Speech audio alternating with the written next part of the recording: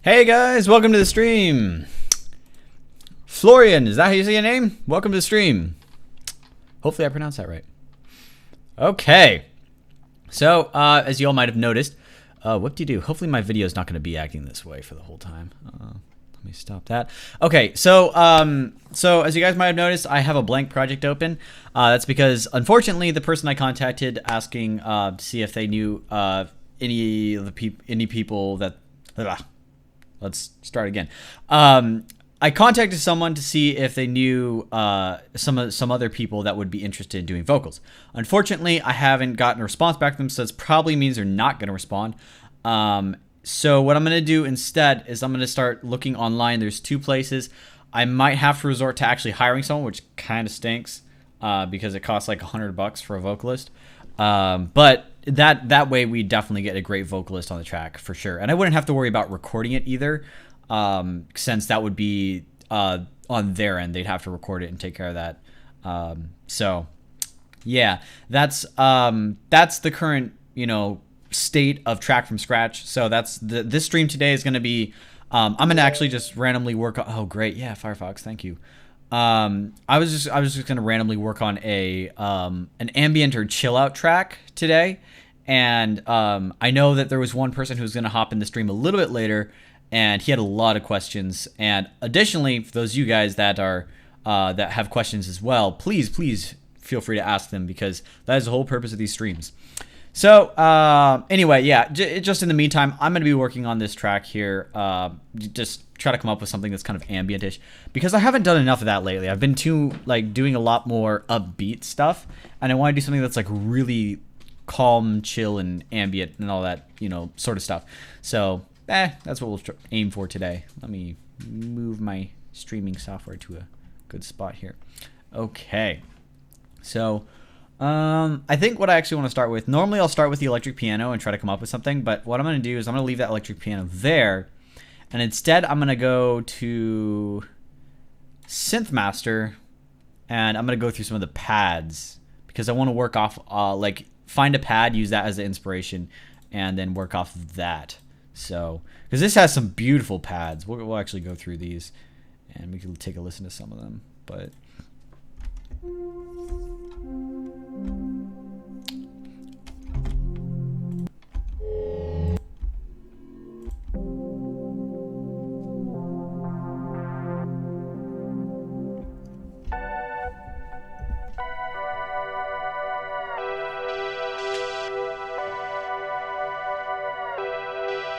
That's kind of cool.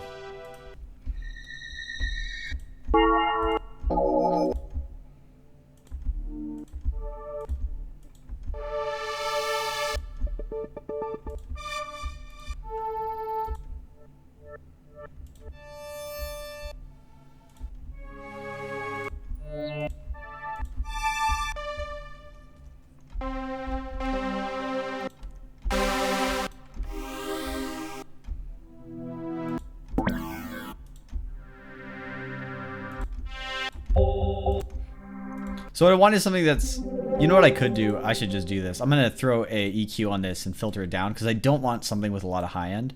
So I'm just going to, yeah, we'll do 12 dB. Put it right there. So we kind of just get the low end of it.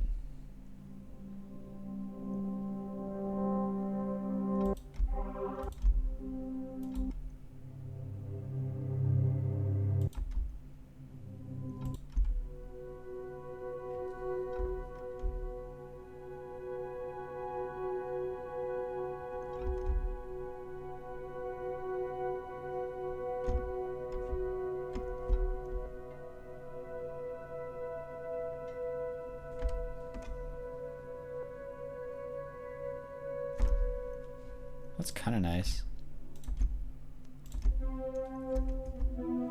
So how many people does it look like we have now? Oh, it looks like we got 4 people in the stream. Hey guys!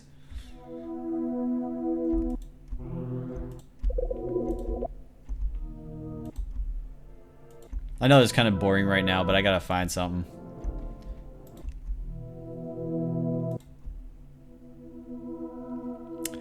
Hey, actually my plan right now is I was gonna make a chill out or ambient track. Because I haven't done one of those in a while. I used to make them all the time.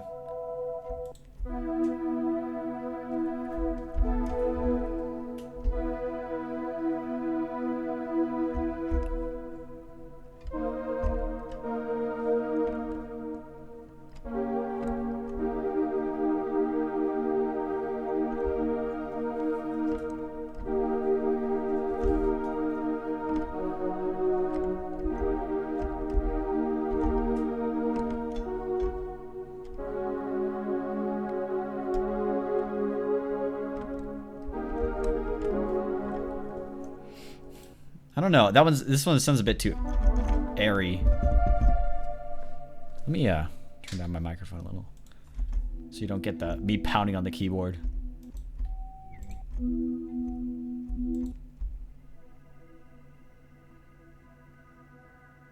I think this is actually kind of what I wanted.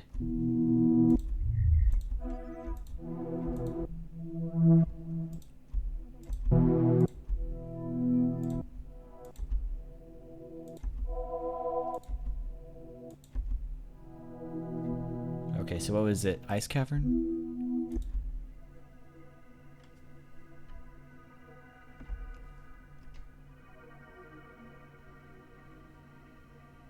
I kind of like that. It's like really quiet.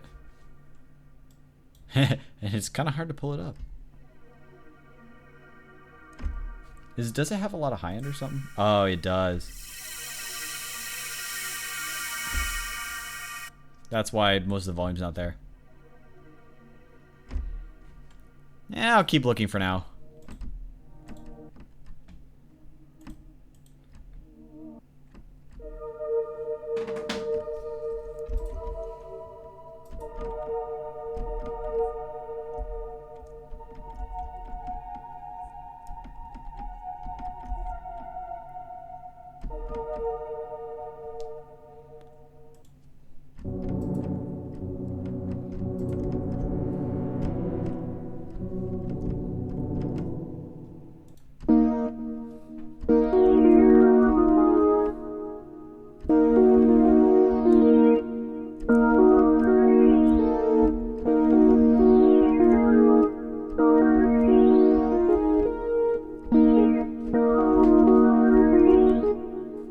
I don't know.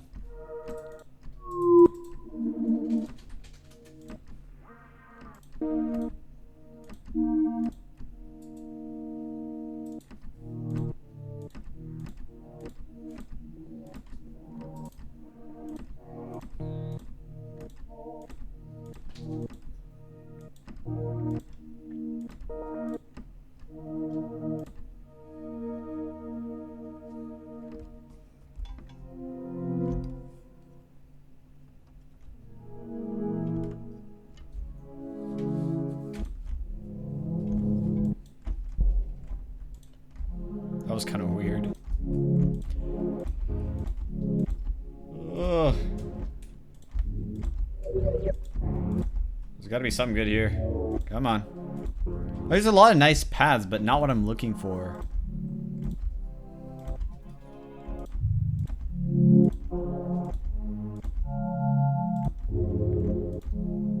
I could design one, but that'd be a lot more time because I'm not too amazingly familiar with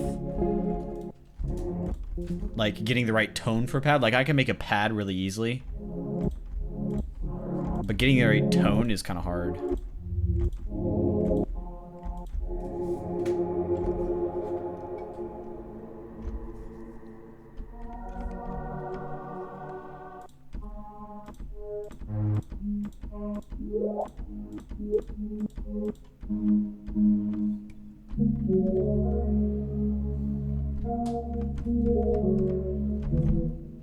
No.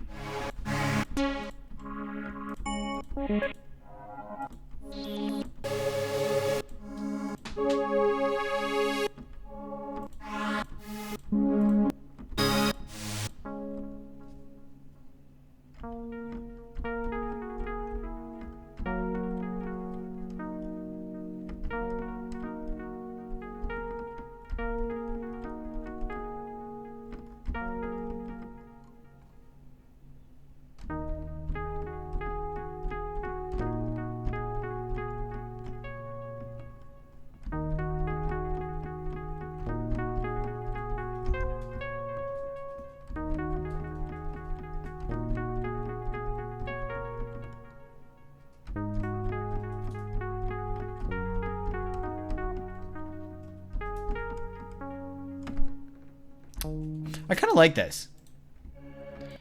It's not that much of a pad, though.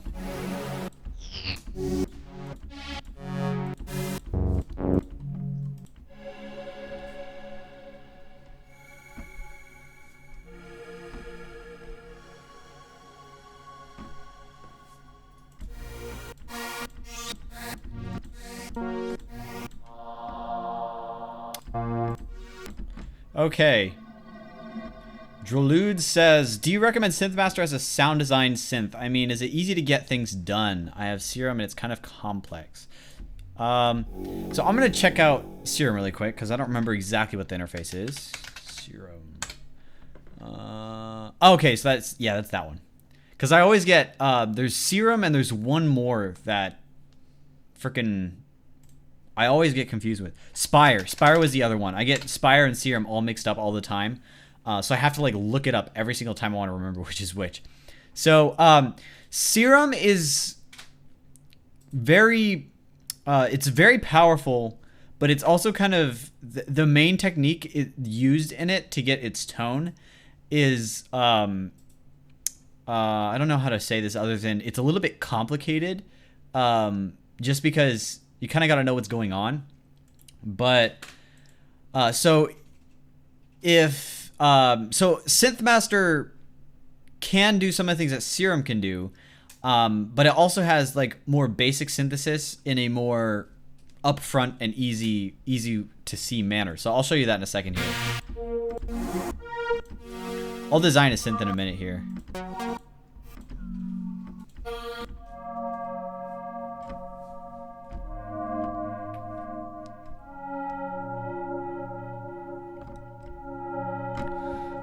That's close.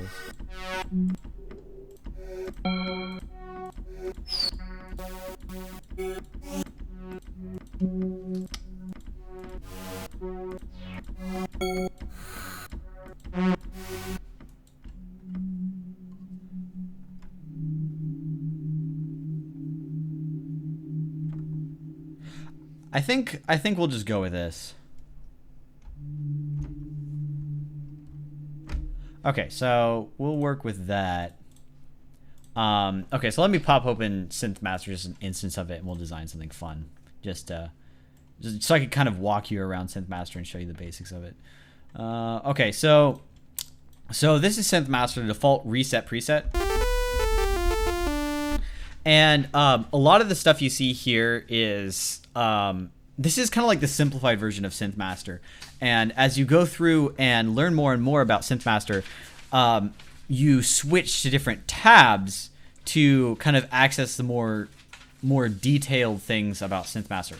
So for instance, this is like your main routing window, and this is the process that everything follows. But you could actually ignore most of this for most synth design, because it's like if you want to do basic things, you just use a few aspects of this. So for instance, we have our first oscillator, which if you know anything about synth design, the oscillator is the source of the sound. So we have our first one here. You could tell we could turn it off by clicking it, or we could turn it back on. We have another one here that we can enable as well, and that's accessible with this second tab over here.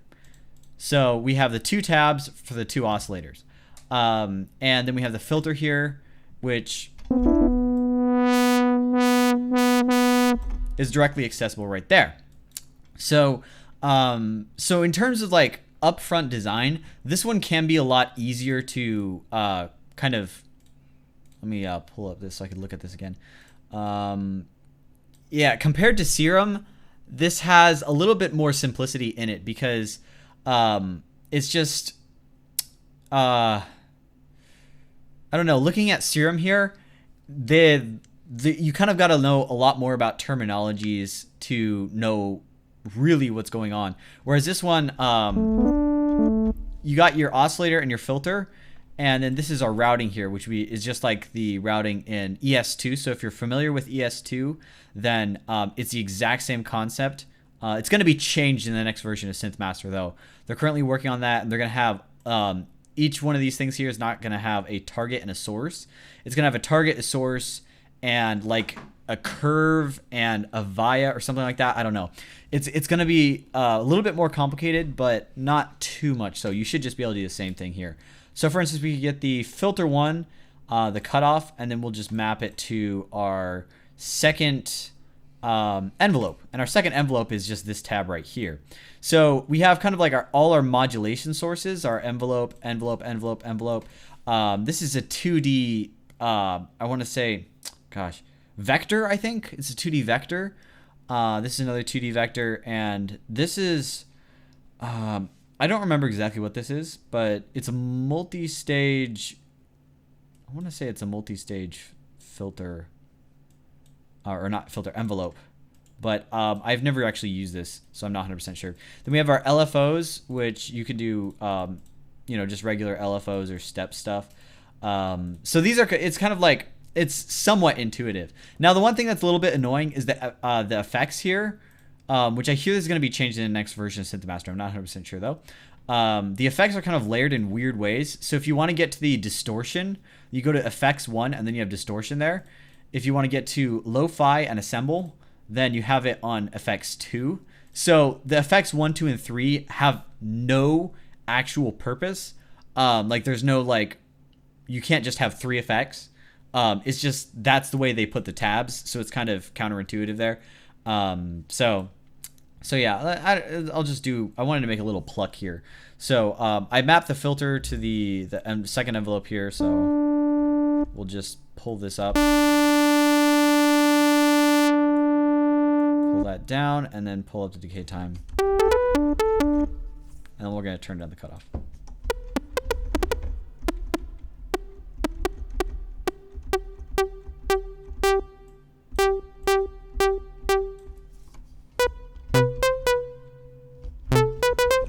So then we have a nice little pluck there.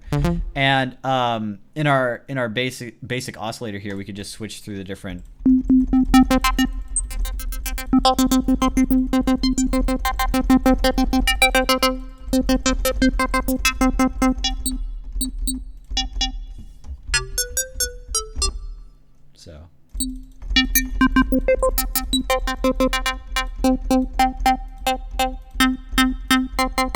So yeah, this one's a little bit easier on the surface than Serum is, but Serum's kind of focused on something called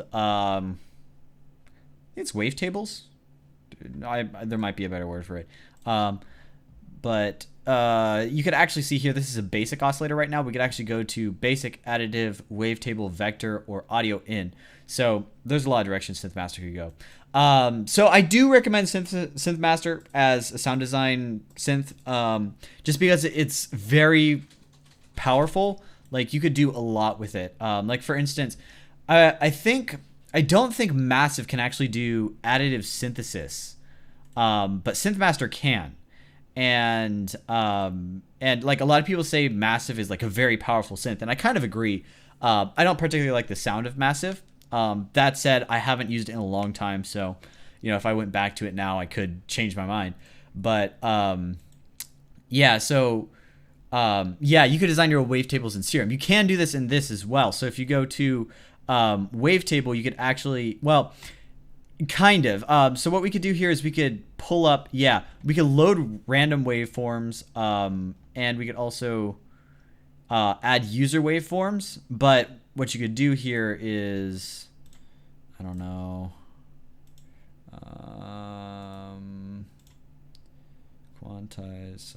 There we go. So I'm just kind of making a really useless wavetable here, but then we could scan through it. Actually, I should probably.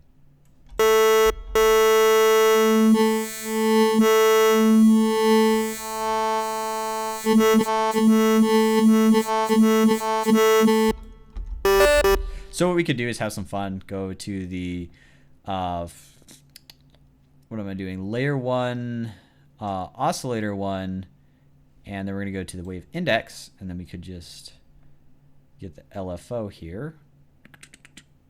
Voice LFO 1.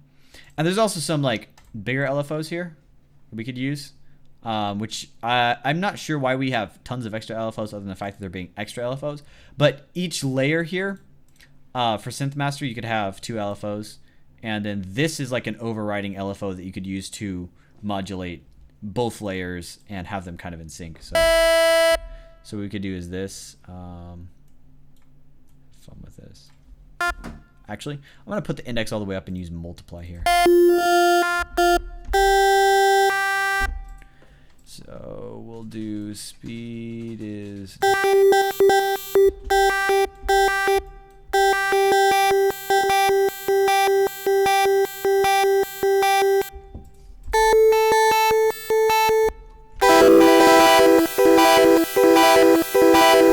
So that's kind of interesting thing you could do. And one of the things I just noticed here is I think our range... What am I doing? Yeah, there we go.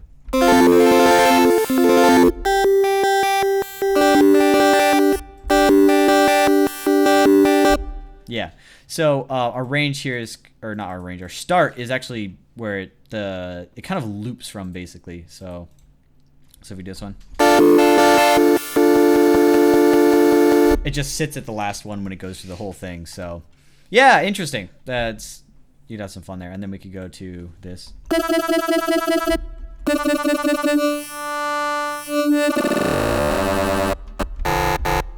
This is how.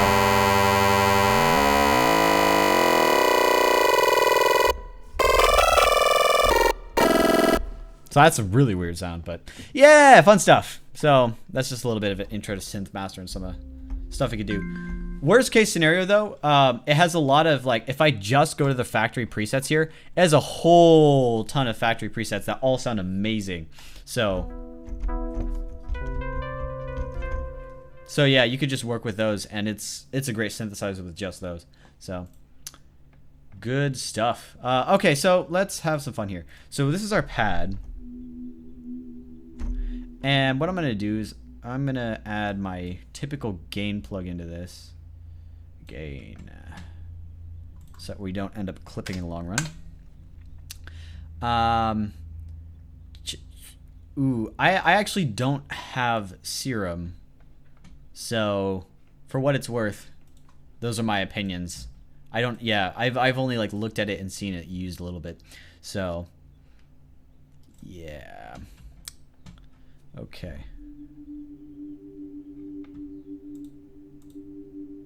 Okay, I think I'm gonna pull this up. Does this have boost on it? No, it doesn't. There we go, now it's louder. Okay, so what chord should we use?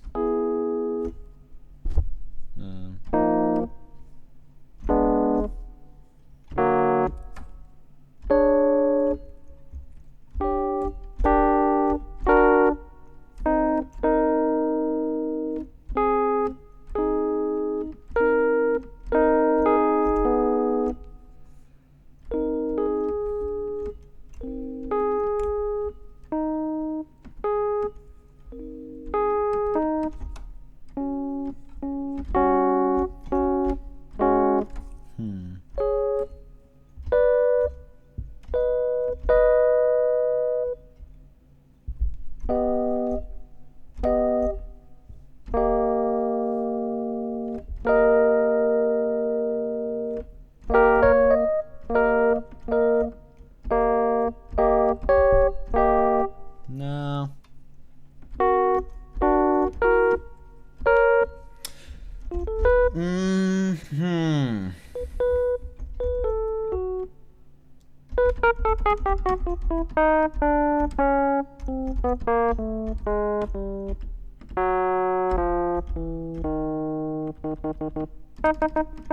Okay, we'll do it. We'll just like lay out the key in D sharp here. So, D sharp minor. So I'm going to do this cheap method, which I figured out actually. I figured out when I was doing my FL Studio series actually. And I was like, oh wait, if we just make the A minor scale, then we could slide it up to the D sharp, and then we have the D sharp minor. So, boom, those are all our keys. And that means that mostly, okay.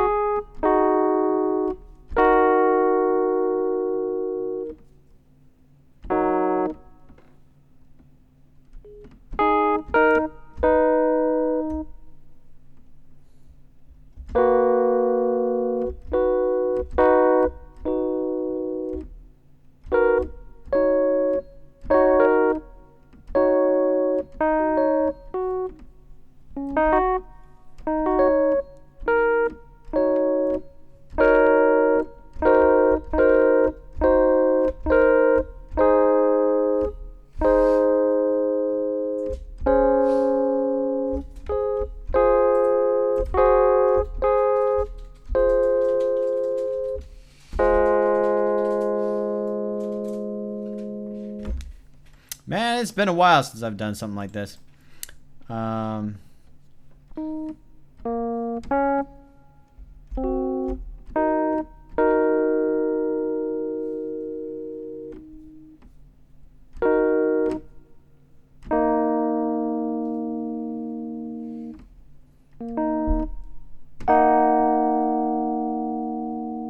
We'll try that. Okay.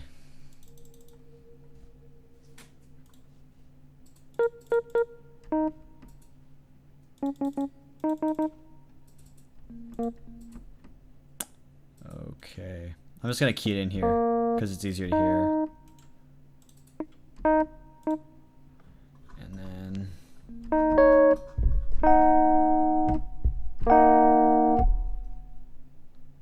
gonna put this top one there. Boom. Copy, and we'll drop these in.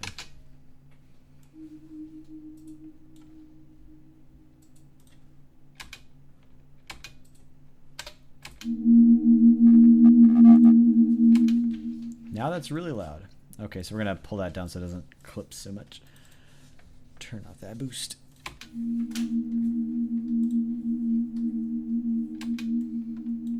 I'm gonna pull this up to 130 because that's a weird BPM to do this for. So we'll just do that. That'll be fun. Okay, join, copy.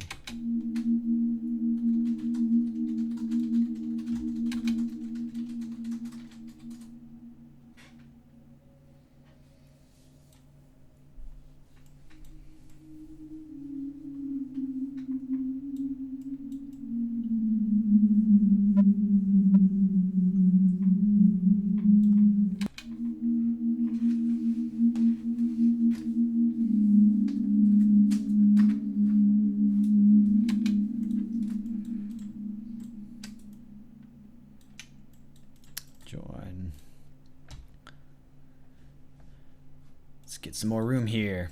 There's not much chat going on, guys. What's up? How you guys doing? What genres do all follow most? Riddle me that. Let me know.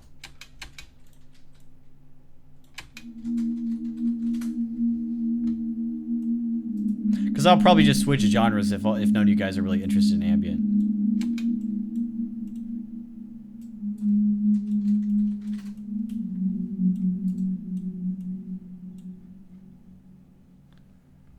Okay.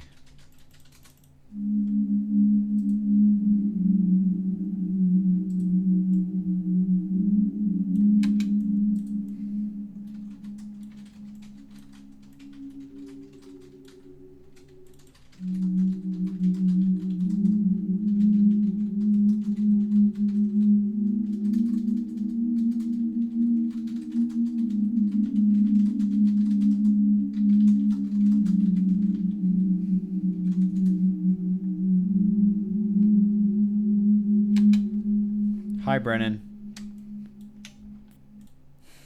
Why do you do this? You troll.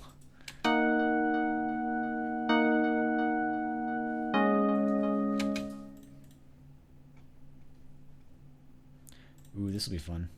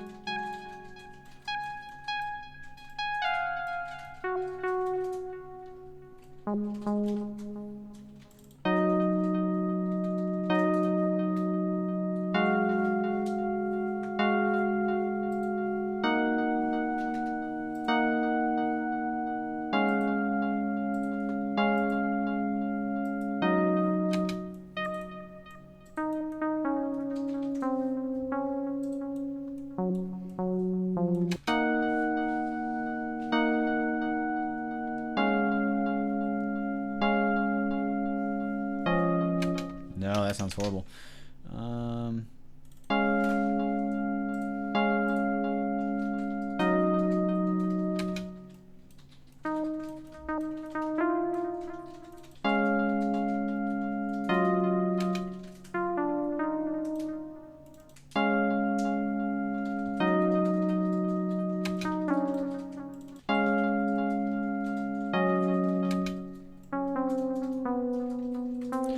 Notes do we have here around D? So we have that one and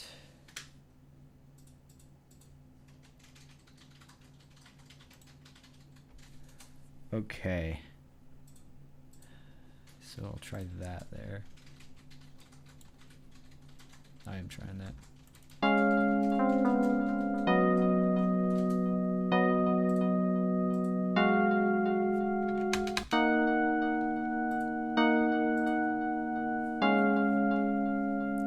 Thanks, West Florida Crisps. Yeah, I really like that remix. Like, I was not expecting it to turn out as well as it did.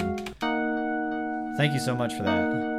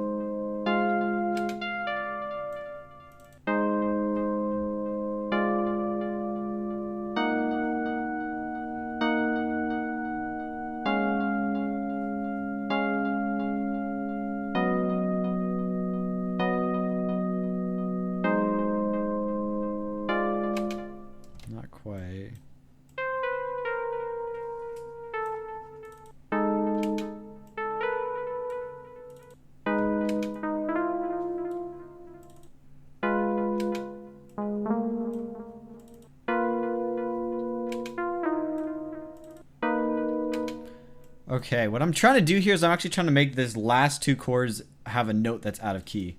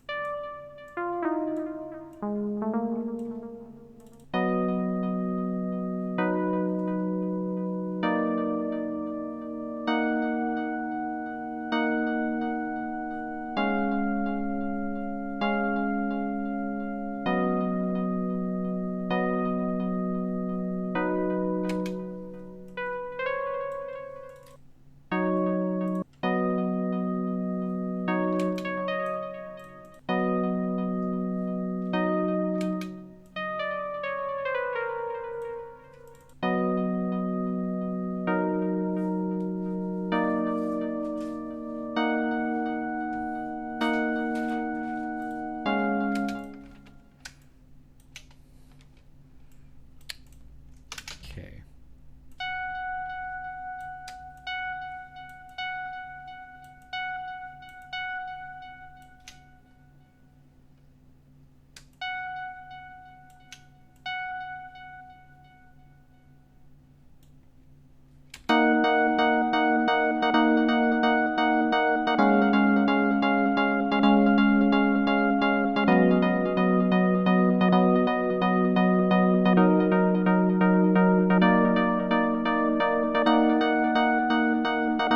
So yeah, so that last chord there has a note that's out of key, and that would be, it's using D instead of D sharp. And that's where we get that kind of signature dead mouse, like when you have the chords and it just kind of sounds like it goes out and it gets like eerie all of a sudden.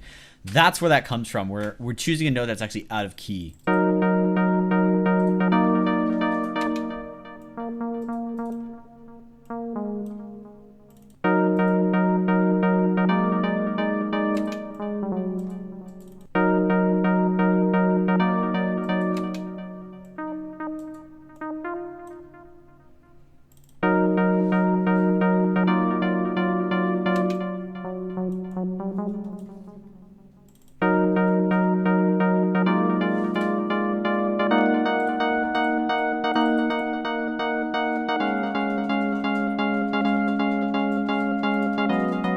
Okay, I'm gonna adjust the sustain on, or the release on this. Am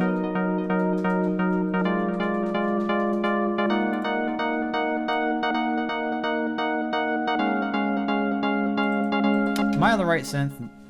Yeah, I am. Okay, so... Oh, that's why it's cutting. It's not cutting because of release. It's cutting because it doesn't have enough voices. So we'll go 36.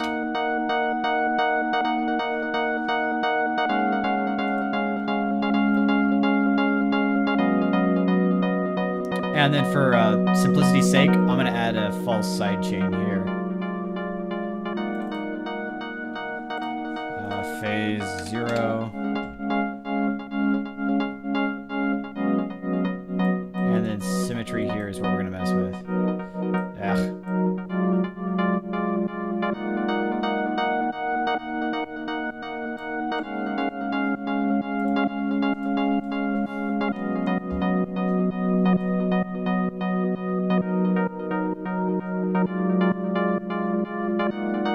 Okay, I like that. That's a chord progression I could live with.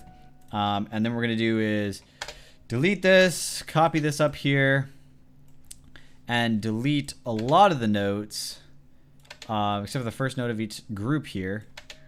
And then we'll just stretch them back out, because I did change up the chord progression a little bit from what we had before. So this will keep it consistent. And also what you might have noticed is I'm not using regular chords. What these are is I'm using chord inversions, and what that does is it's basically like we take a regular chord. For those of you that don't know, I just recently covered this in my FL Studio series, but you get your regular chord, and then pull this one up here. So this is like a regular major chord here, and then what you do is you just bring this one up like an octave. And then you could leave those two where they are, or you could bring this one down an octave. And then what you get is this really stinking wide chord. and works wonders for these. So for instance, if I'm just gonna go back to this one really quick and show you if I try to condense this by doing opposite inversions. So this is, you can see, is just a minor chord here. Nothing amazing. So that's the difference it makes there. You hear just that very plain kind of dull. It sounds full, but it also sounds like it's uninteresting. So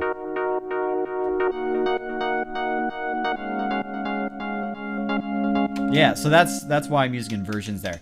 Inversions are going to be your best friend, and try to use them as often as you can, because if you don't use inversions, it kind of sounds like you don't have enough variety in a lot of cases. So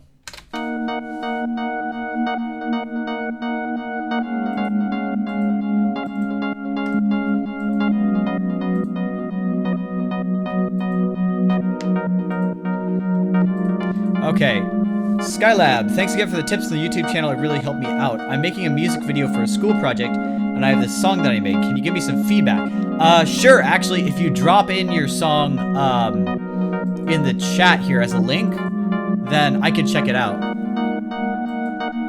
What is the best method for original chord progressions? Now, that's a very tough decision. My suggestion to you is come up with a kind of like note idea and pattern, like a foundation for your chord progression when you're just out and about and not doing anything in particular. Because you can come up with some really creative stuff when you're not in the studio. If you're in the studio, you start to force stuff out, and then it tends to be unoriginal. So like, for example, when I came up with this here, I just went with my default. This is like one of my default note patterns here. So there's nothing amazing about the note pattern. The chat isn't letting you send a link. Okay. I didn't know it did that. In that case, you could message me through YouTube or through SoundCloud. If you go into my my YouTube page and then click the About tab, you could send me a message through that, and it will not block you if you send a link, I believe. Also, SoundCloud, you could send links as well. So you could do either of those, and just let me know when you send it, and I'll go check whatever one you send it to. So yeah, with to make original chord progressions, like come up with a chord pattern for like the timings, and just some general note ideas when you're out and about.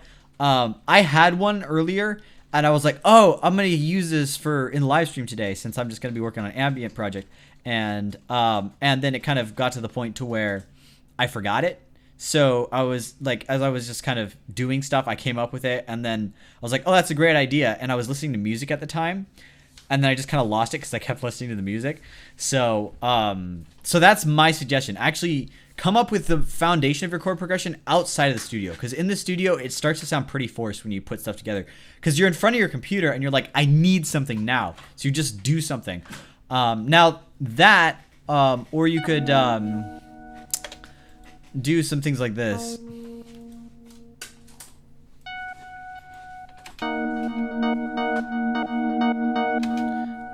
And, you know,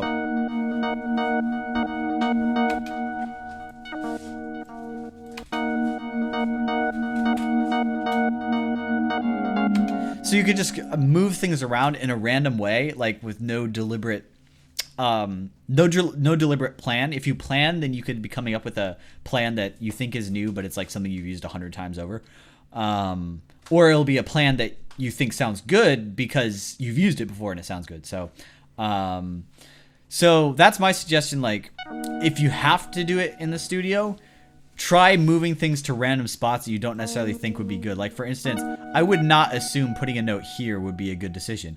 But that might be, hey, Avardi, you're in. Awesome. So like, I wouldn't assume this to be a good note position, and therefore, you know, it might be worth trying.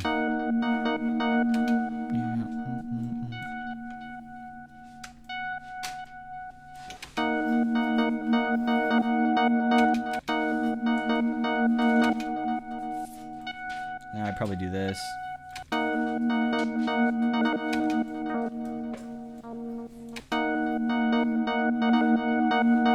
So yeah, that's like an idea of a chord progression. Just this section right here, not this other section.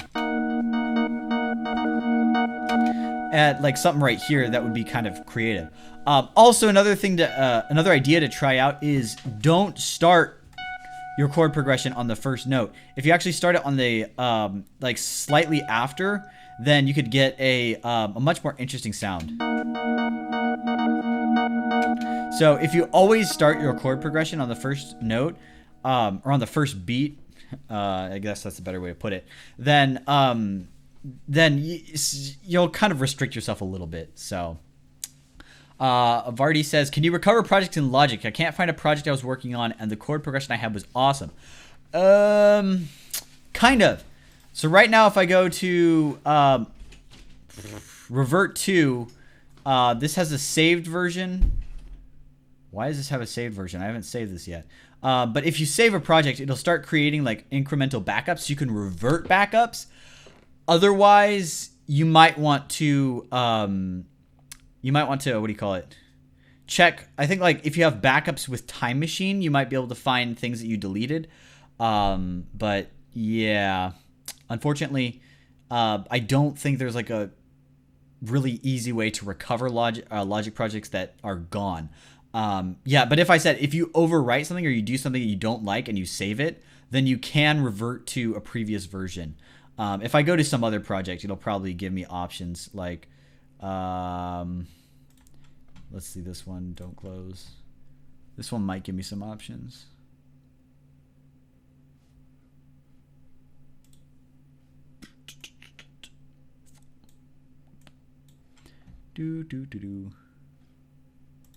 Okay, file, revert to. Okay, it has 2 backups, but that's because this one isn't that old, comparatively speaking.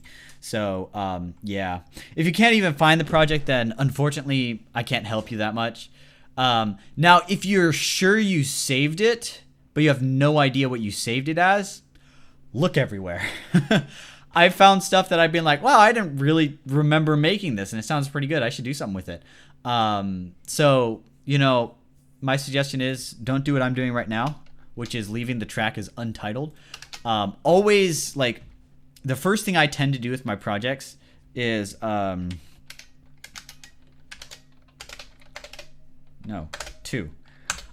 save it first, and then I start working in it, and then kind of periodically hitting save with the keyboard shortcut for save, which is Command S. And the reason I do that is actually twofold. The first reason is if I start dropping samples in and I have the project saved, then it saves the samples into the project. And that's something that I definitely want to do because it keeps my projects unified. And if I accidentally delete samples, it doesn't say, hey, we can't load the sample because it can't find it anymore. So, oh, you saved it but cleaned out your computer so Logic would run smoother and you may have deleted it. Darn, that kind of stinks. Yeah. Yeah, unfortunately, I can't save you much on there. Now, one of the things that's... Oh, excuse me. One of the things that's amazing about... not amazing, I should say, but that's great about Apple's Time Machine backup. Time Machine. Yeah, it's just the built-in backup thing. What's great about it is it'll actually save versions of things, and if you delete it, it'll keep those older versions in the previous backups. So you could really, like, you could really have like this backlog of saved stuff, even if you accidentally delete it or something. And now there's really no excuse to not back up. I don't back up just because I'm a very computer savvy person. Even if my computer died, I could get the files off of my computer for the most part. So I'm not too worried about that. Now, for most people, you will want to just back up to an external hard drive instead. And the cost of a 1 terabyte external hard drive is $50 right now. So, like, it's not that expensive, and it's really worth the investment if you care about your projects and your stuff. So, yeah. You don't have the app, really? No, I didn't download it from the App Store. Yeah, it should just be Time Machine. It's, like, built in. They might have dropped it in the newest one. Huh. But yeah, if you just get a regular or external hard drive and plug it in, it'll ask if you want to use Time Machine with it. So you don't need to get a fancy Apple hard drive. Okay, so what was he doing here? I'm going to go back to this the old chord progression I had. Just because I kind of like it. And, what are you guys talking about?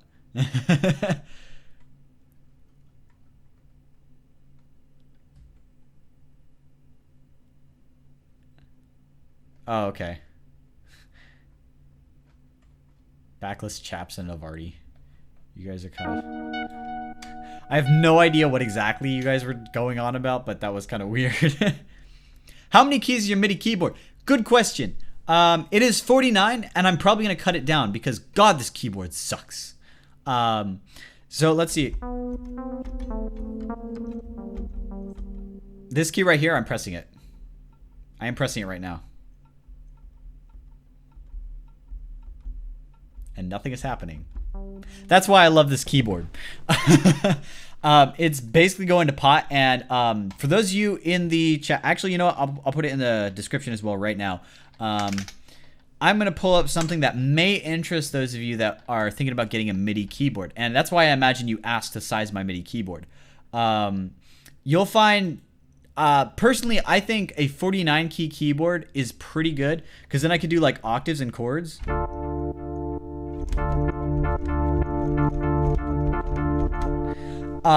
But if you pull off an octave, then it's still a reasonable size. So like then you end up with 1, 2, 3 octaves instead of 4 octaves.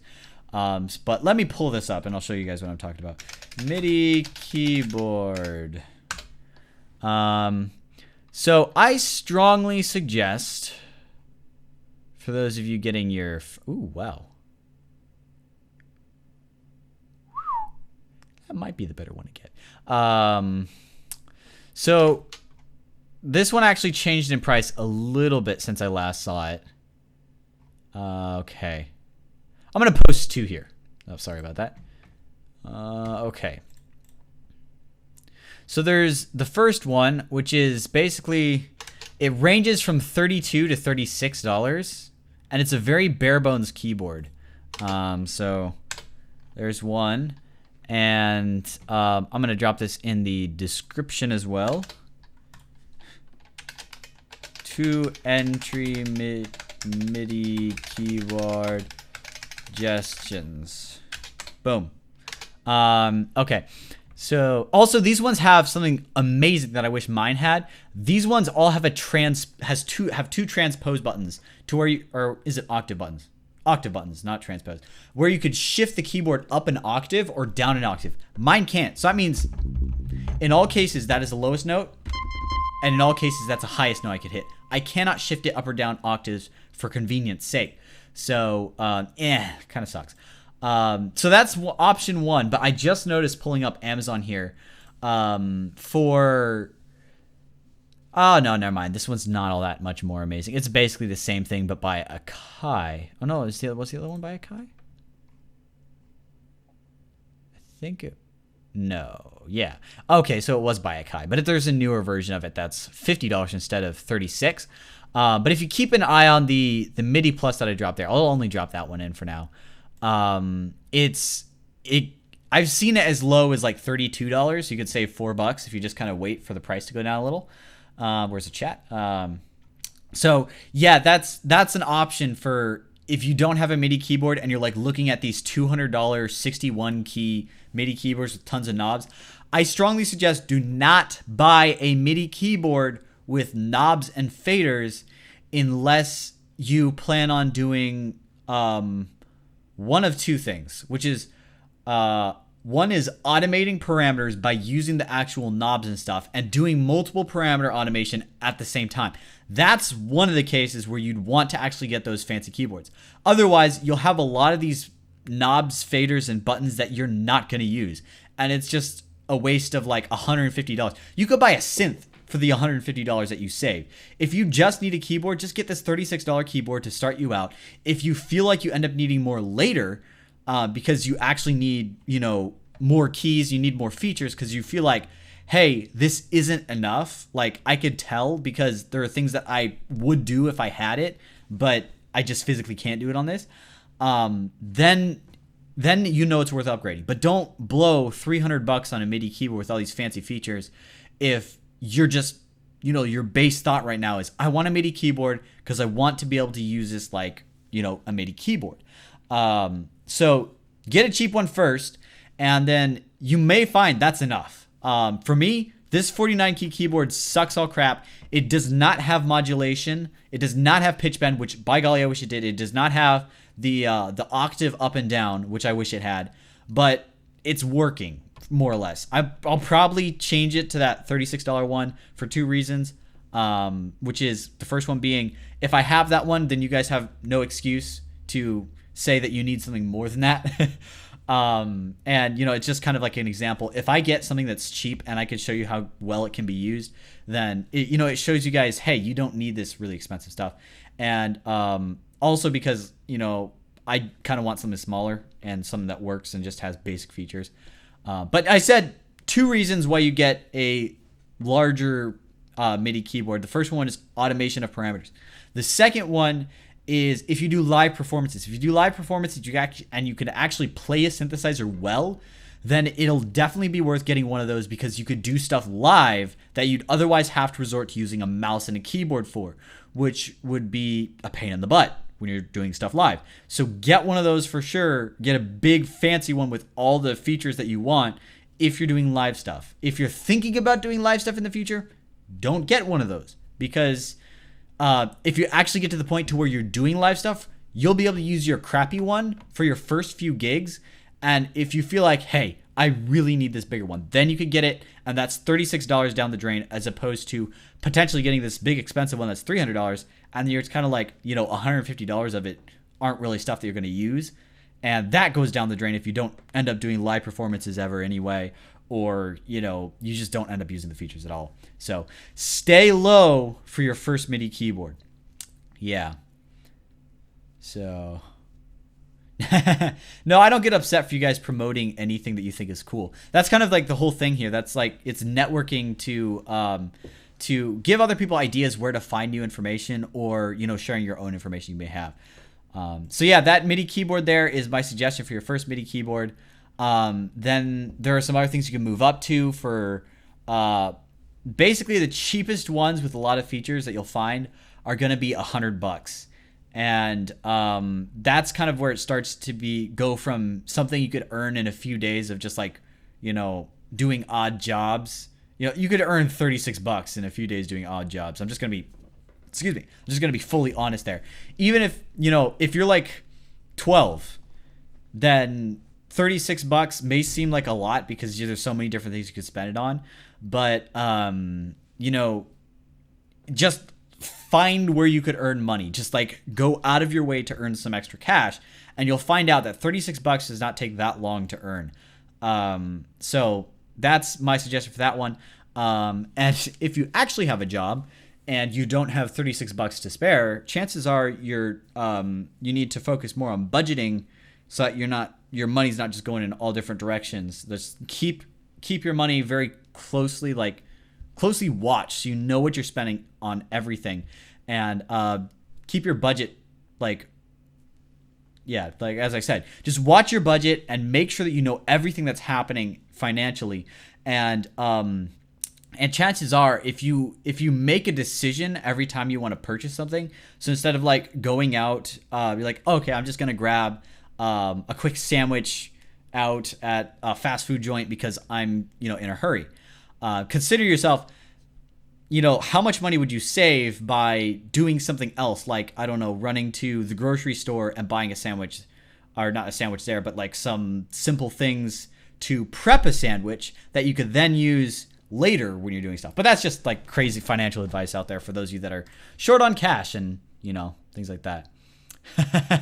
Yeah, knows a lot about doing odd jobs when being 12, just saying, yeah. I actually don't. I've got a few part-time jobs / odd jobs that I've done, but for the most part, I've been one of those people that for the longest time, it was just a pain in the butt for me to earn $30. Like, it'd take me 6 months to find places where I could earn $30. Part of the reason being because I don't get out and about through the neighborhood so much, so I don't know that many people. So I don't network too much locally to find odd jobs, and that's just because my family moved so much when I was younger. So Yeah. Okay, so yeah, that was two kind of very tangential topics there. I don't think there's anything else I want to touch on in that regard. But yeah, $36 is not that much. And a MIDI keyboard is very much worth it because it's just so much more convenient. And if you're keying in notes like this, every single time you drop notes in, you'll find that actually using a MIDI keyboard to draft ideas and then key them in, or even if you record them in and then just rekey them in based off of what you recorded, you'll find that it's like a very interesting source of inspiration that you might not have realized before. So it's really cool. Yeah. Okay, you're kind of uninspired to do music right now. Any advice? Yeah, don't do it. Not gonna lie. So one of the things I have a video on is taking a break. I'll probably get back into production pretty quick here because it seems like a lot of people have hopped in the stream. But I do want to talk about this. So if you are feeling completely uninspired for music, one of my suggestions is you could go out and listen to music outside your genre. I've been doing that quite a bit, and it just kind of gives me a break from EDM. And then when I hop back into it, I kind of have a new perspective a little bit. But one of the other things you could do is you could actually this may sound extremist, and it may not sound like a good idea, but what you could do is you could actually drop production for a month and just walk away from it from a month. And you got better things to do. Just, I don't know, you got work, you got to pick up an extra job or something. I don't know. But yeah, just walk away from it for a few weeks and maybe even like a whole month. And the strange thing I've learned is if you walk away for like a whole month, then when you come back, you actually improve. And this isn't just me. I've actually talked about my sibling. I've talked to my siblings about this as well. My older sister does traditional art and writing. My slightly younger brother does photography, and they can both attest to this. When you're doing any art and you walk away for a while and then come back, you have this fresh slate and your perspective shifts.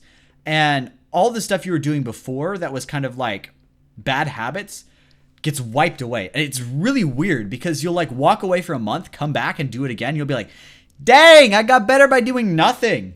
And it's true, you do. It's very weird. I'm not 100% sure how that happens. But I think it has something to do with like breaking habits and letting you come up with new stuff that's better because you've improved your knowledge, but you haven't improved your habits. So when you break those old habits, your new knowledge that was just kind of sitting dormant, like it floods in and takes up that space. So that's why I actually suggest that. It's a very weird suggestion. Actually, it sounds counterintuitive, stopping production to get better. But if you're just going for months straight producing and then you stop producing for 1 month and you hop back into it, you'll be surprised how drastic of a change there is. But that said, if you've produced for 2 weeks in your life and then you take a 1 month break, don't expect anything to happen. So you kind of need to be doing it for a long time before you walk away. So yeah. Okay. You don't know if you could walk away for a month and feel guilty. You feel awful if you miss a day. Yeah, that's kind of how it happens and that should be how it goes for the first, I don't know, let's say the first 6 months that you do it. You should be like very focused on it, very attentive. And then like somewhere around the 7th month, 8th month, 9th month, somewhere around there, just take a 1 month break. Give yourself a breather. And feel free to listen to EDM in the meantime, but just don't produce. Just take a break and do something else for a while and then hop back into it, and you'll be surprised how big of a difference it makes. It's pretty cool. So yeah. How do you overcome perfectionist qualities and make tracks faster? I can't really help you on this one because I kind of struggle with it as well. It's just like you kind of got to realize what is the best you can do, and it's very hard to determine that when you're just getting started. But find the point to where you can't get any better, and then just realize that it's not going to get better from there until you improve. And what happens is it may not feel like it, but that final point to as good as a track or a part of a track can be, when you finally just say, you know what, I've been sitting doing the same thing for 3 hours and it does not sound any better, then that's usually the point to where you should stop working on that particular aspect. I guess that's a good key factor that I kind of go by. If I'm tweaking something on a track and it's not changing anything and it's not making it better, then that kind of means I need to drop it. That's why in my track from scratch and remixing from scratch, I'll just kind of say, I think this is good. We'll come back to it later, and then I may never come back to it. It's because for those ones, because I'm doing it like recorded or live, and I'm showing you guys everything I'm doing. What I'm doing is I'm kind of saying I don't know what else to do with this, so I'm just gonna stop, because if I start doing other things to it, I'll probably be hurting it more than I'll be helping it. So just realize that you're not gonna ever get perfect. Even when you're someone like Martin Garrix, you'll think something sounds amazing, but you also think there's something more I'm sure I could do with this, but I don't know what. And it's just like that artistic thing where it never has an end and you'll never stop improving. So just realize that when you feel like, you know, you're not making it better, you're not improving it, that's probably a time to stop on a particular aspect. So, yeah. Yep. I always feel like I have an idea that it deserves time to make, so I can edit and edit and edit. Should I just let it flow? And if so, how do I? I always feel like an idea I have deserves time to make. So you mean you kind of have an idea for like a tone that you want, but you can't quite get it? And if that's the case, that's something that I run into as well. Like especially when I'm working on like the beginning of a track, I'm not 100% sure what direction I'm going to take because it hasn't fully formed yet. Just do whatever. It's an artist thing. My sister disagrees with me on this, but I work off inspiration. And she says that's not the way to work, but it's just the way I go. I work off inspiration. If I have no inspiration, I drop it and do something else. And then later on, if I have no inspiration, I go back to that stuff I dropped, and it can work as a source of inspiration then. It's like a totally new thing. One second. I'm going to grab a drink. I am really thirsty. But yeah, it takes time to make, but if you kind of get stuck and you can't, you feel like you're being held back, like that one track that I did for crying out loud, my remix of, what was it? Something time. I can't remember. Freeze Time. Yeah. My remix of Freeze Time. I actually stopped live stream because I had no idea what else to do with it. Walked away for a week, came back, and I just plowed through it. Because it was all inspiration. So, yeah. Yeah, liking the Facebook page will tell you when the Facebook and Twitter are where I announce the streams, in case you guys are interested. So, yeah. Okay. So I'm not seeing any other questions here. So what I'm going to do now is I remember Avardi was actually asking me about kick design. So I was going to go and show you guys. This is actually the perfect time because I have something I could do this with. Okay. Just checking really quick. Make sure I didn't miss any comments or questions rather. Okay. I don't think I did. Yeah. So what are you guys talking about? Sometimes you guys is like, there's like two conversations going, and one of them I'll be completely following, and the other one I'll just like look and I'll be like, what the heck happened there? Okay, so what I'm going to do is I'm going to talk about kick design, and and so Avardi, I know one of the things you were asking was creating a sub bass for the kick. And one of the things that was throwing me off a little bit was, I'll show you here. If we go into anything like an audio track or something, we could actually add a specialized plugin called sub bass. And it adds a sub bass to whatever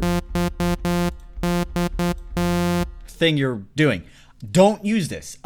It uses pitch detection, I think, to kind of create a sub bass, and it just runs a sine wave underneath. And I think, long story short, don't use sub bass. It's not good. What you want to do instead is actually design a sub bass. So I will drop a sine here. Just have a sine, and if I get the coarse tuning and pull it down 2 octaves. That's the kind of sub bass that we want. And the cool thing about this is we could choose our kick drum pitch based off of this. So this track we said was in D sharp, so that's what I'm going to make this in. So there's D sharp. And one of the things we could do with this right off the bat is just some processing. I'm going to have some fun here. We're going to make this the length of a quarter note here, so I could actually just cycle this, and we're going to turn it into a kick drum. So we have this here, and you can kind of already tell it sounds like a trap kick drum almost. So one of the things we could do is just get the volume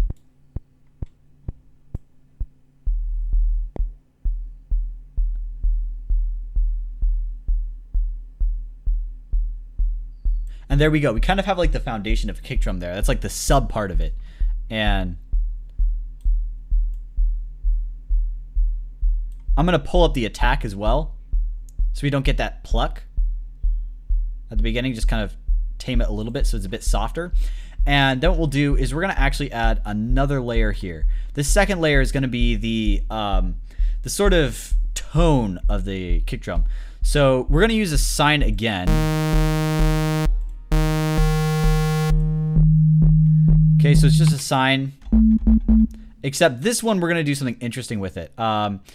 We could get, okay, so we're just going to do this with envelope 2. I'm going to get the layer 2, and then we're going to get the voice pitch.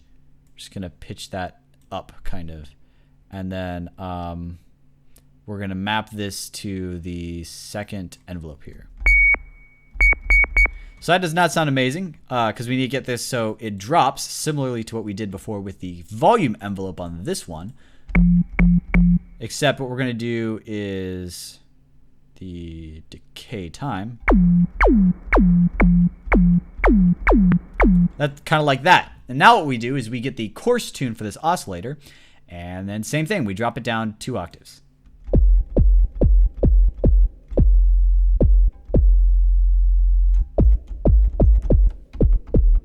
And then we kind of have like a basic kick drum already. And we could mess around with the tone by changing the pitch here. And it's kind of clipping, so let me turn this down. But with just the sub, it's this. And with just the high part, it's this. And with both of them, we get that nice sub sound. So, and then I'm going to also change the attack, or not the attack, the sustain and decay on this one. So it's a bit tighter. Sweet. And then what we end up with is a pretty weak kick drum. But we can do a lot of processing to this, and that's kind of where kick drums come from. It's like getting stuff like this. Gonna go. Oh, you just bought a MIDI keyboard. Awesome. Yeah, you'll have to let me know in the next time you show up in the stream how that works for you. So, oh,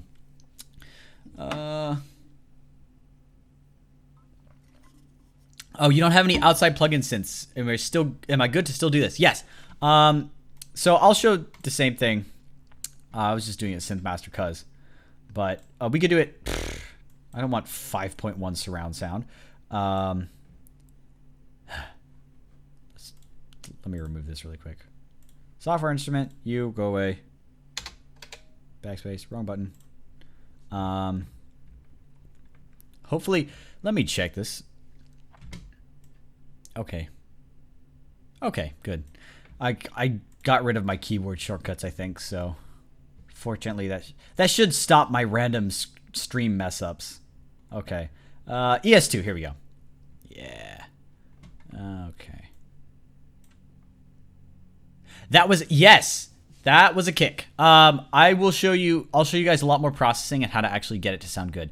So, I'll start from the ground up on this one. I'll actually design a good sounding kick this time. So what we're going to do is we're going to go to the tutorial settings, analog saw initialized. Yeah, there we go. And we're just going to drop it to sine. Excuse me, same thing. Drop it an octave. 24. And then we're going to make the attack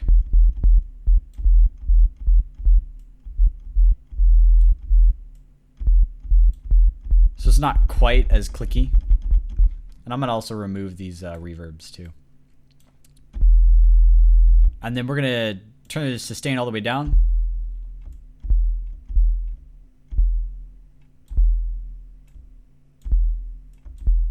That sounds like a good decay. So this will be our sub, and I'm going to show you some basic processing for the sub. So once again, stick it in key. Okay, so some basic processing you could do with the sub. First of all, you're going to want to actually do an EQ here. Now I'll show you the cool way to do it.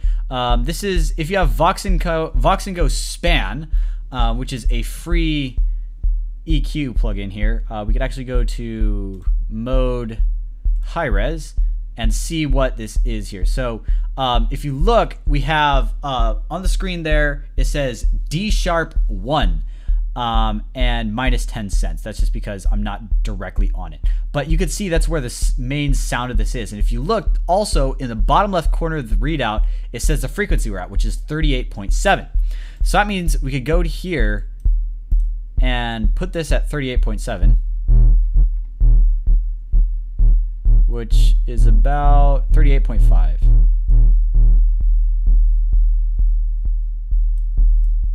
Now I'm going to turn this down, pull this back up. It creates this very strong ring. That's where most of our sound's going to be.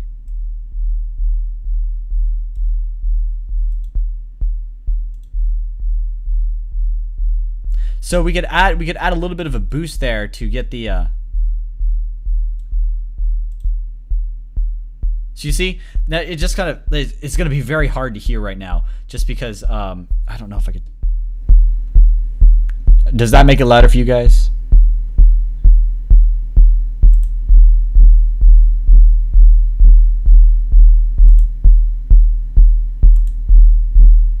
But it adds a lot more ring to it.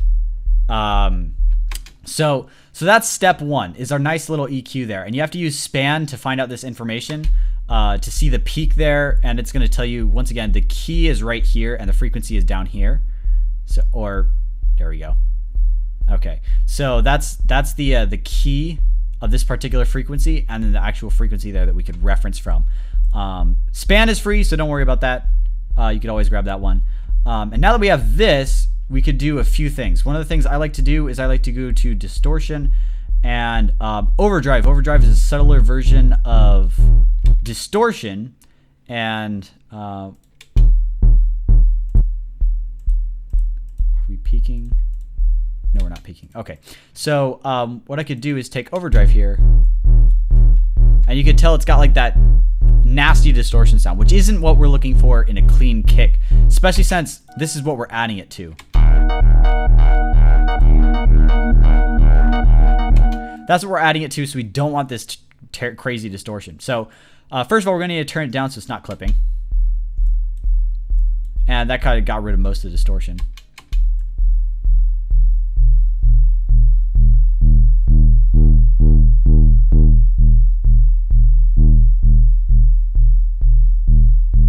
So something like that, it gives us a nice rough rumble. And then what we do is we turn the tone down.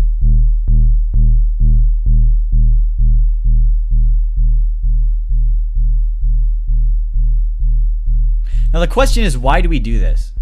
And the reason is because it generates harmonics. So if we actually view this with overtone GEQ, or not over the span, Vox & Go Span, sorry.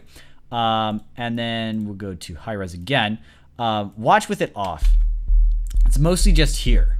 So from about here all the way to the end. Now if I do this, it adds those resonances to it. And if you notice, the interesting thing about this is, I believe, G, C. I'm not sure. I think these are just somehow musically related to this note. I'm not 100% sure how it works. You have to go, but can you ask all your questions now? Okay.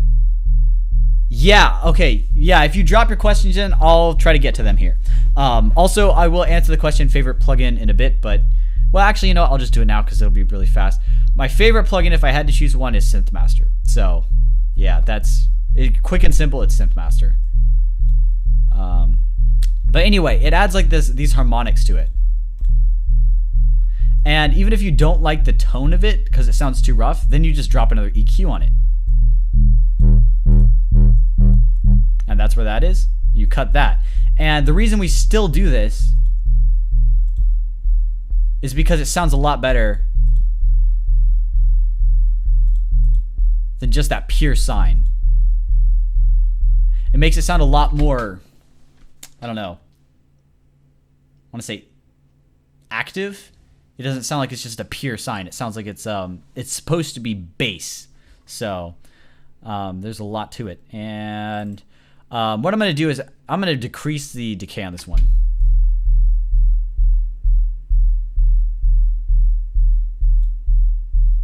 That'll make it so it doesn't hang out quite so much.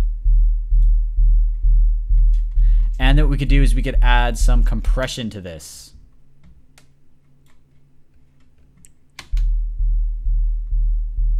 And turn off the knee. Usually I turn off the knee for kick compression. And you want a very long attack. And turn off auto. So those are the three things you have to do, pretty much. I mean, obviously there's some things you want to change, but knee you want to have off, attack you want to have very high, and you want to turn off the auto release.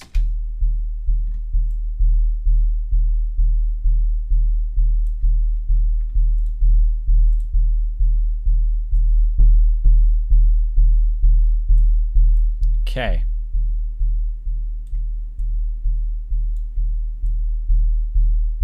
And what this does is it basically just adds more punch to it.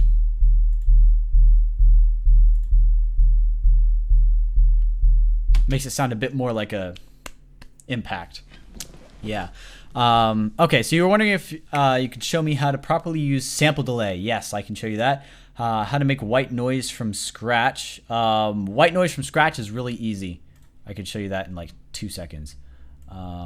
Reset channel strip. Go to ES2. And go to tutorial settings. Analog saw initialized.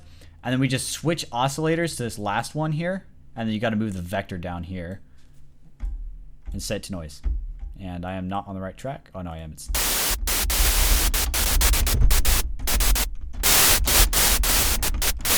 white noise. There you go. That's how you make white noise. What you do with white noise, however, is a lot more.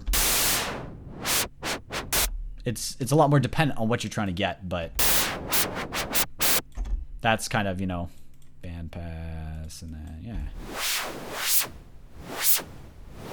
That's more what you would work with. So yeah. Okay. Avicii style kick. Avicii retired? Oh, I didn't know that. Darn. Stylized kicks other than, like, you know, you have a progressive house kick, which is basically a trance kick, which is basically a electro house kick, but then you have the big room kick, which is very different. So it's like, oh, I froze. Uh-oh. It looks like it's still going on my end. Okay, that might just been on your end. I'm not sure though. Here, let me check, see. Okay. It looks, I think it's fine on my end. I'm not sure. Yeah, okay. But yeah, it's kind of hard to like say an Avicii style kick. I mean, I'll take a listen again at his stuff, but mostly you just it's just a progressive house kick, you know, for the most part. I mean, he does do some interesting things additionally, but it's just a stylistic thing. So I'm going to route the pitch to envelope 1. Turn that off. And I'm going to drop the octave to 24, yeah.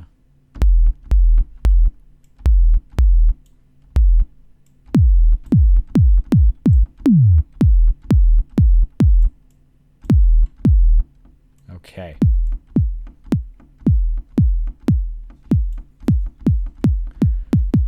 It's kind of close. I think I want to pull up the octave a little bit.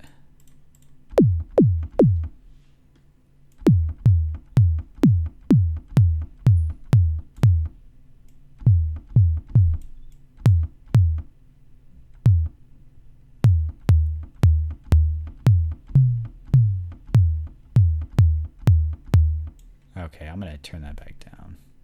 Sounds better at 24.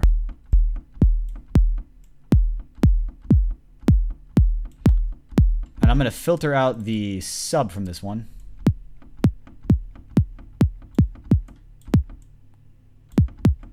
Okay, and this is where things start to get interesting. So now we need... I'm just going to go straight up distortion on this.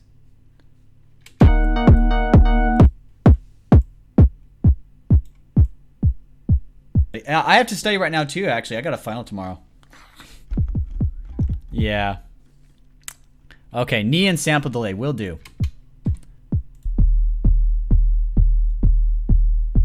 You can kind of hear what's going on there now. It actually sounds a lot more like a kick.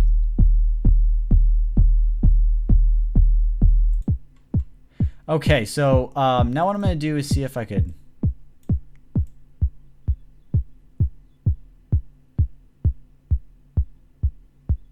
Okay, I'm turning down the maximum pitch on this to get it so it's lower toned. The higher you have it up, the more it kind of sounds like that sound. But if you bring it down a little bit, it gets more of like this regular kick drum sort of tone that we're kind of more used to. So so we have these two, and then the final thing would be we need to add like a high end, which is kind of hard to synthesize. I'm just gonna go actually to white noise and try to do something with that. So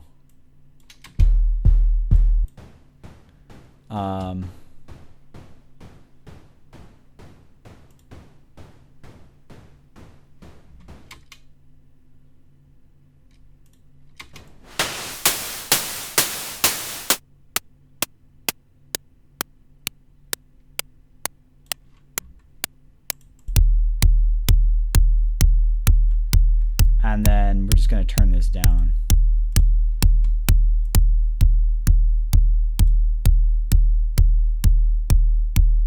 And I got way too much sub hanging out here. So we're going to take this one and cut down the sub.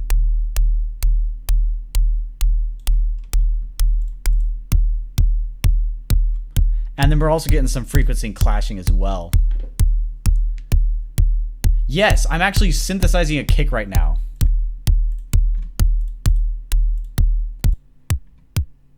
Okay, so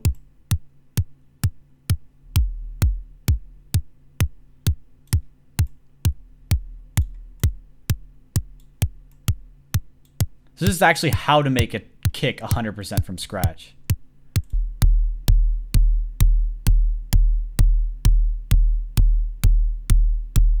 And then what I'm going to do is I'm actually going to duplicate the sub here. And this is where the tone starts to come into play. And it really depends what you want to do. And that didn't duplicate correctly. Backspace there. There we go. So we just have two subs. What I'm going to do with this one now is instead I'm going to take the overdrive. Actually, I'm going to change this from overdrive. I'm just going to straight up make it Camel Crusher.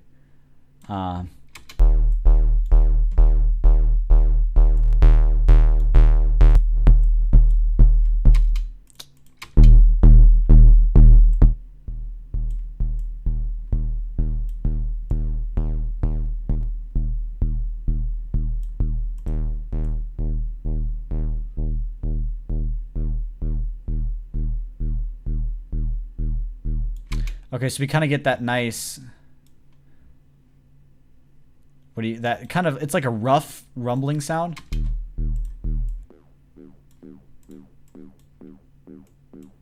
And then we could actually filter this around and distort it more. So what I'm going to do is a kind of weird way to distort things. But if I get the distortion,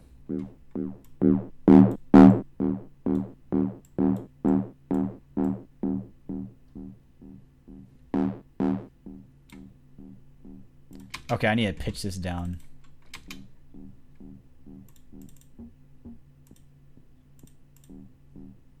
I'm not sure if there's an easy way to pitch it down.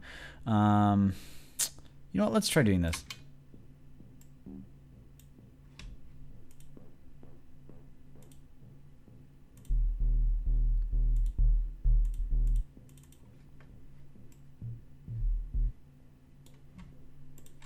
Okay.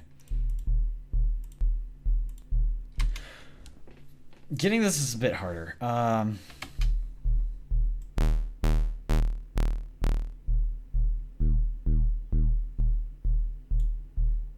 Okay, so we have that.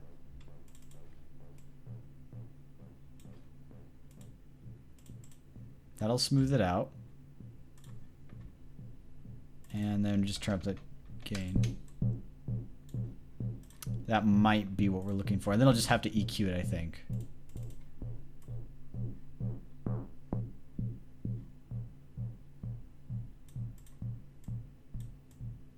There we go. Okay.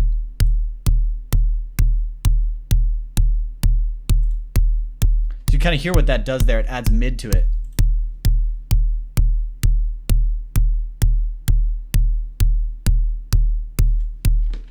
And yes, this is a new track. I'm actually just showing how to synthesize a kick right now.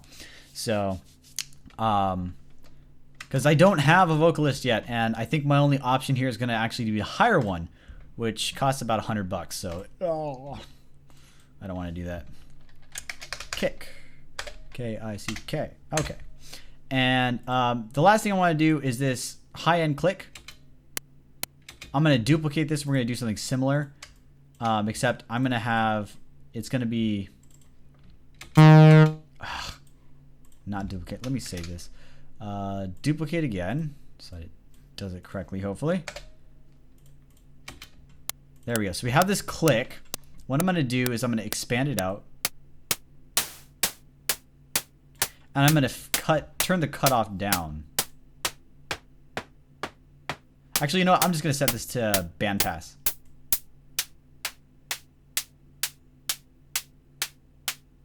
And then we're going to set it to unison, so it's in stereo. And this is, you don't want to have that much in terms of stereo-ness in your kicks. But if you get one of these here, that sounds horrible because it's so loud. This part of the kick is not, like that's in stereo, is not supposed to be this loud. And I actually did that deliberately to show you the point there. But if we turn this down a lot, it adds an extra air to the kick drum.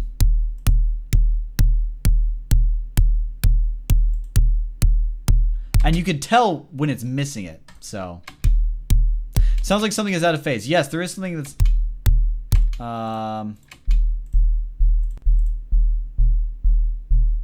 these two are kind of phasing a little bit.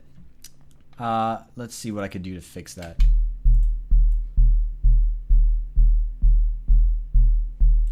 I probably need to pull up.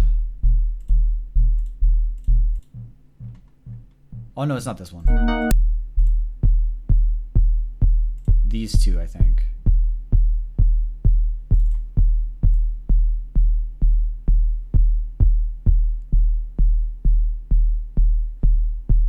Yeah, see they're phasing right there. That's the distortion that we're getting. Kind of. I mean, it's also clipping over here. But there's kind of like that weird sort of slapback sound. It's partially due to it phasing. So we'll put it right there.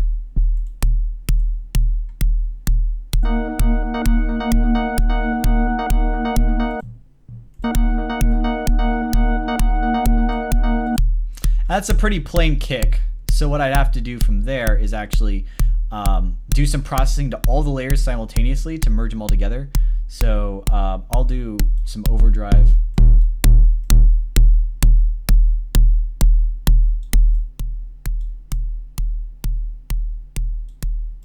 And then I'm going to do a little bit of Camel Crusher as well because that helps blend things as well.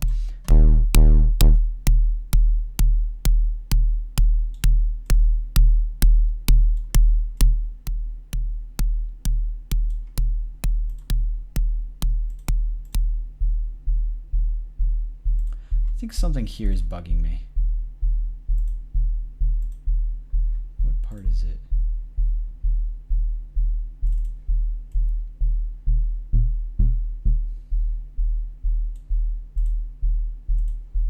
I think it's 100 hertz here. Just got a roughness in it.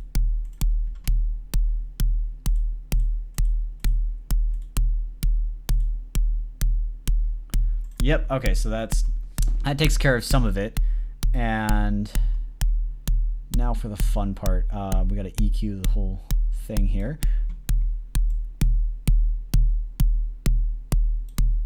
So we're going to boost some around here.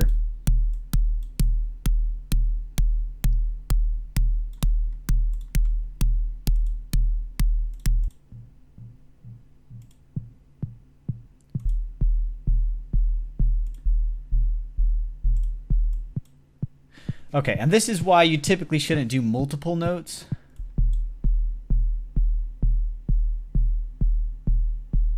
Because what's happening here is the tone is actually changing with different notes. Do do do do do do do do do do.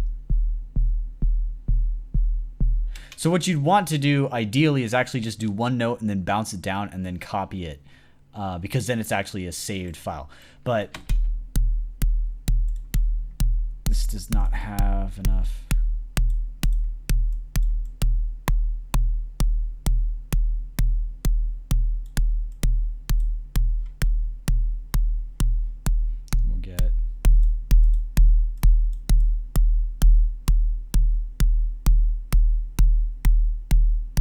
Yeah, you can tell it's really inconsistent there.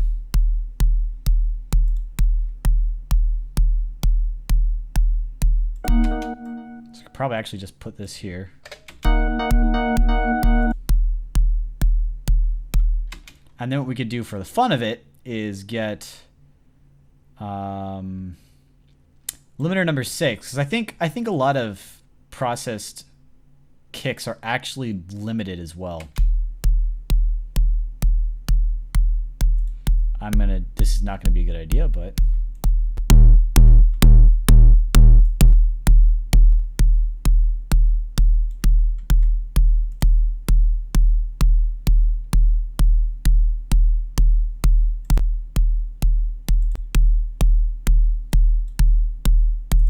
let's see.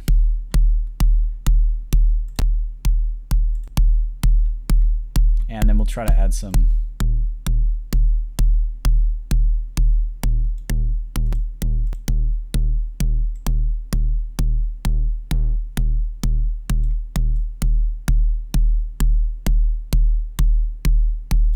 Go.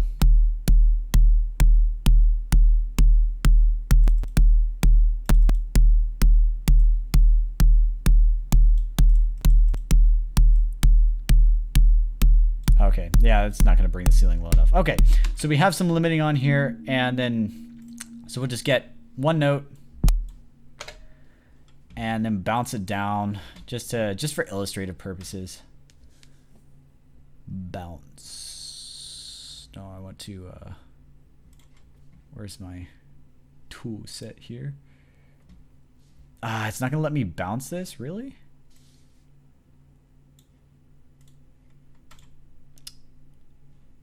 Maybe.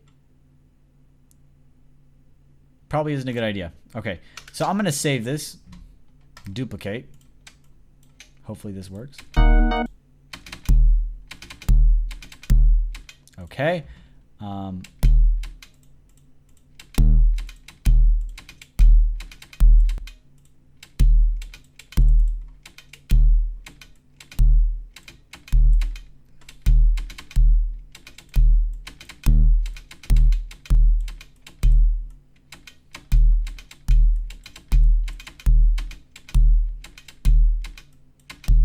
Okay, I'm just trying to dial in the distortion a little bit.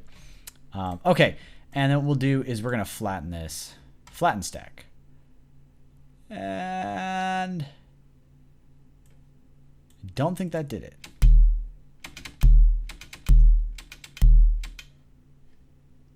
Yeah, I really don't think it did. I don't know what it did there, actually. I thought it was going to do something else.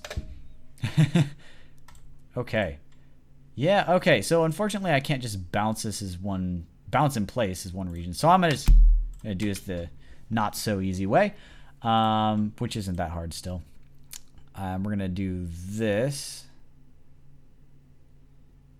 If I could resize this correctly. Okay, it's not going to let me. So we'll just bounce this whole region. Okay, so select this here. Bounce. PCM, we're going to make this 24-bit. Dithering, yeah. File format wave, yes. Bounce it for, we're actually going to make it 1, 3, and normalize it. Okay. And we're going to make this bounce place effects custom kick 1. Oh, 1. So this is actually my first time in a long time doing this. Let's go to Logic, Bounces, BIP Effects, Custom Kick 1. And now it does not look like a normal kick because it's not, what do you call it? It's not like perfectly normalized. Not normalized, limited. Like other ones would be. I don't know why this is not like clicking. There we go. Okay. So what's so load? Oh, did I have other things? No.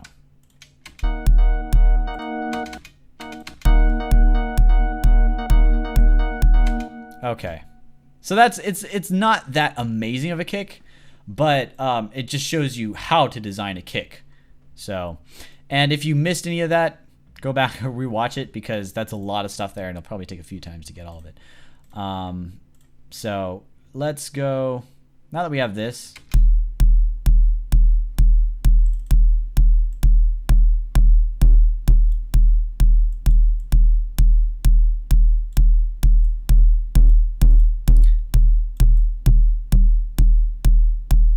This is a bit too clean of a kick.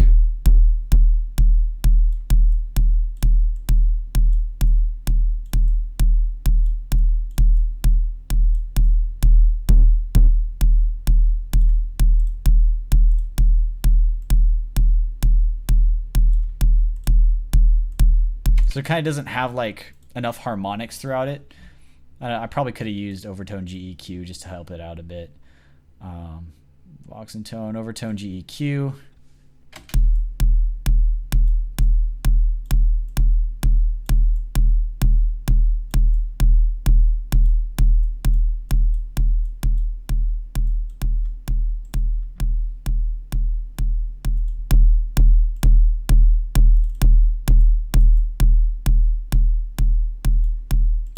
Yeah, it's also got a weird pop in it as well. You could almost turn this into an acoustic kick. Almost, yeah.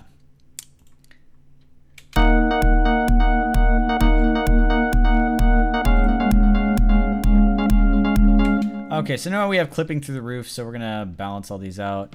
I need to turn my headphones up. They're not loud enough for me. Okay. So what am I gonna do here? Pull these all down.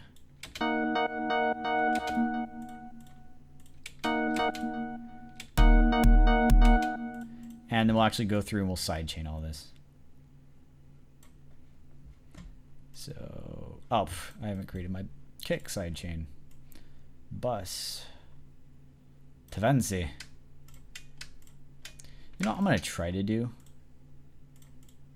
I'm going to just get W1 limiter I haven't used in a while. Just going to drop that on here.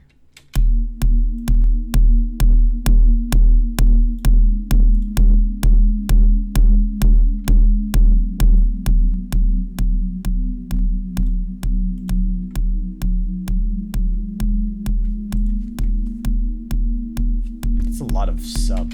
Oh, that's why, because we have two of these layered on top of each other. Okay, let me get rid of that extra stereo out. There we go. That sounds like a lot more solid a kick.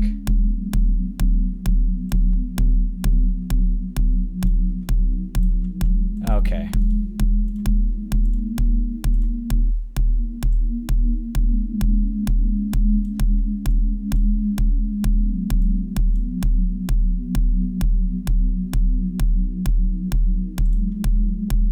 I turn down this pad.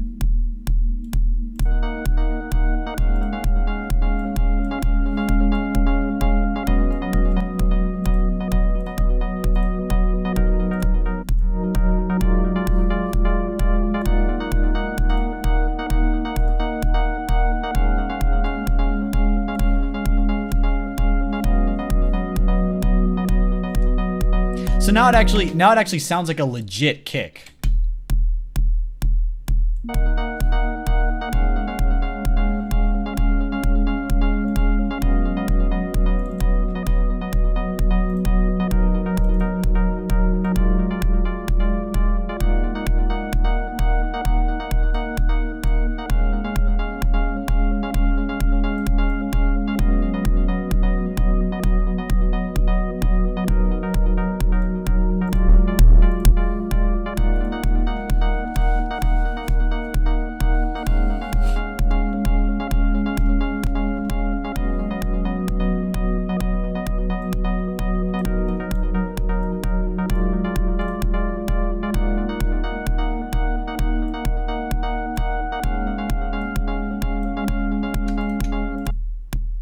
Gonna tighten this up a bit.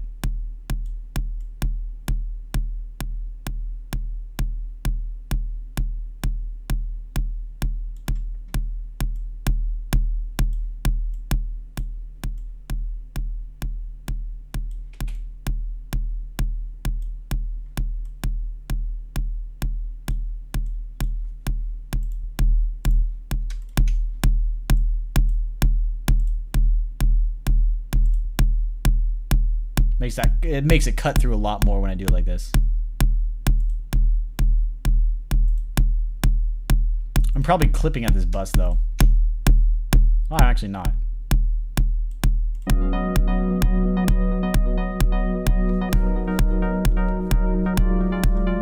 That's better.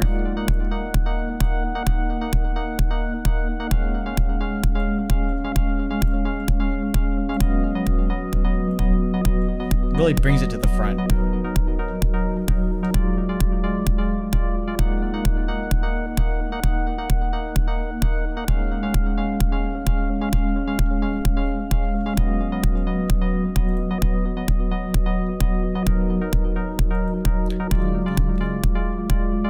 Okay, so that's one of the things, and then I also was going to talk about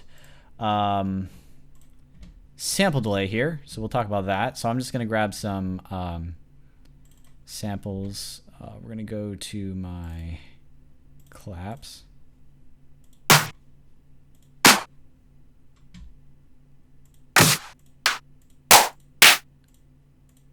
We're going to grab this one. Sorry, that's kind of loud. Let's turn that down.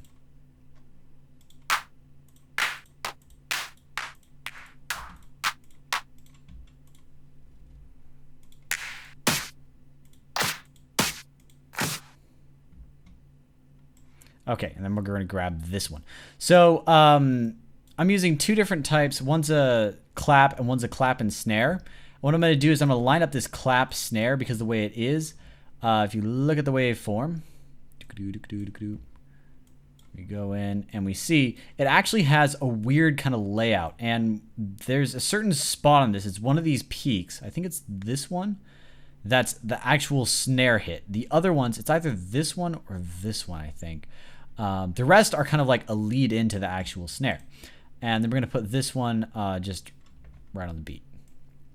And I need to turn these down so they don't blow our eardrums out. If I could remember where the frickin' tray is. There we go. Excuse me. Yeah, that's basically it. Yeah, that's okay. That's where it needs to be. Okay, so we're going to copy it over here again. Just kind of do this so we have a nice pattern. We're going to work off this. Now, these are all in mono. And what we're going to do is... Whoops, I don't think I did that right. This last one here needs to go here. Yeah. Okay. So this is just... Of course I didn't space them enough. Oh, wrong. Why is it dragging there? I want it to move. There we go. Okay.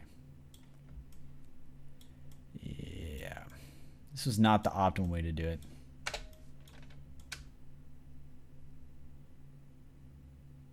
Right there? Yeah. There.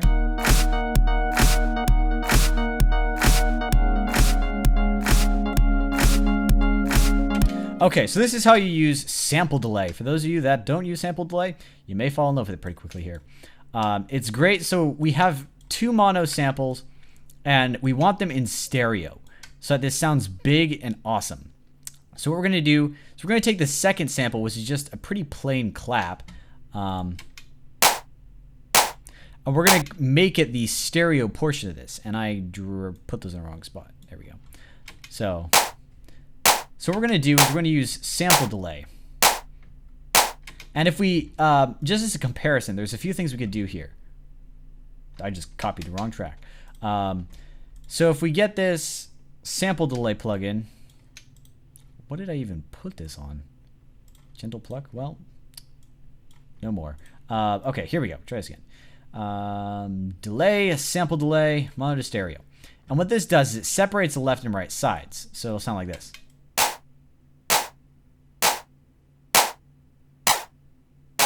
Which already makes it sound stereo. But one of the things you could do is if you get a mono sound, because one of the things that this does is it makes the left side sound louder than the right side if you delay the right side. So whatever side you delay sounds quieter. It's not actually quieter, it just kind of sounds quieter. And you get this weird off balance. So what you could do is instead, you have your main one in mono, and then you delay both sides of this one so you kind of get that stereo effect. So we have 5 and 3 here, and then what happens is this. And it sounds stereo, but it sounds like it's in the middle. So, turn these down here. So if I turn off the stereo one, it's just in the middle. And if I turn off this one, it just kind of sounds like left and right. So what this one does is the middle one centers it in the middle. The side ones spread it out. So what we're going to do though is we're not going to have the middle one in this case. Our middle one is actually going to be this one. And then we're going to EQ that out.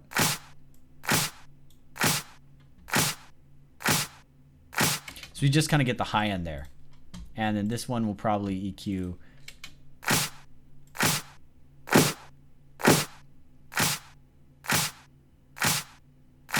a little bit of that gunk out. And I somehow messed up the timing on these ones horribly. I thought I fixed that. Oh no, I put these in the wrong spot. There we go. Okay, then it sounds like this.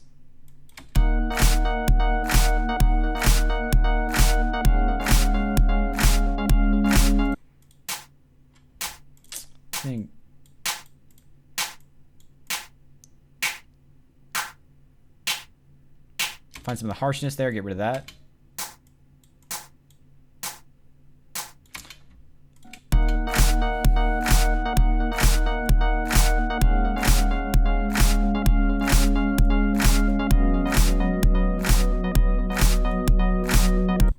Now the hard thing about this clap is it's very harsh, whereas this clap snare combo is very smooth in comparison.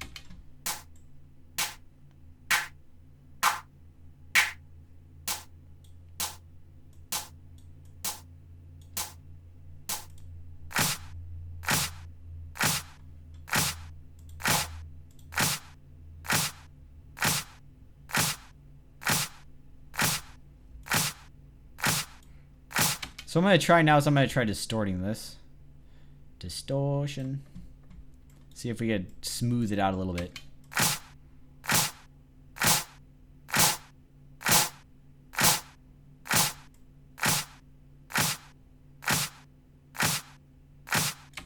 You know what? I might have the timing of this clap snare thing wrong. Let me try shifting all them over to there.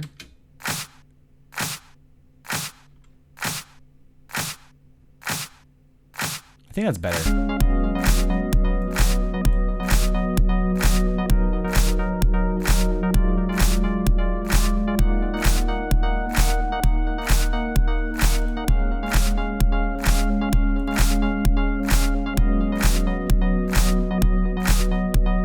So that, it adds that stereo sound. We can play with the sample delay a little bit more, make it wider.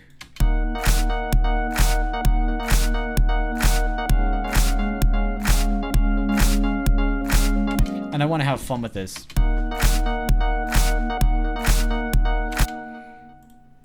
So we're going to find another clap here.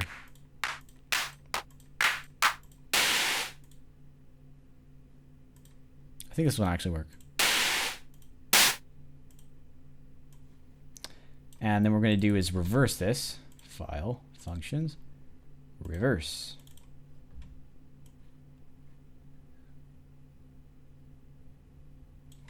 And then we're going to turn it down really low. So I'm gonna probably put it about here and then trim the end to right around there. And we'll just fade it out. Fade out. Okay. And then we're going to fade it in as well.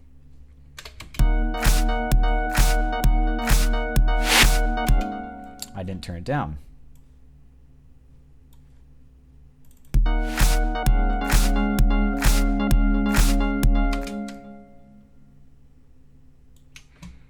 And we're gonna have some fun with this. Put that there.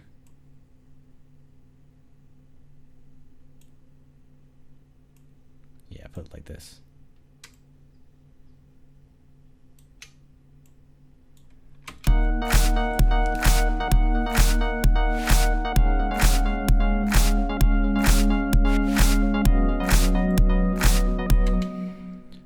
We'll extend that one back out a little bit more. I turn up these as well. Gain to 18.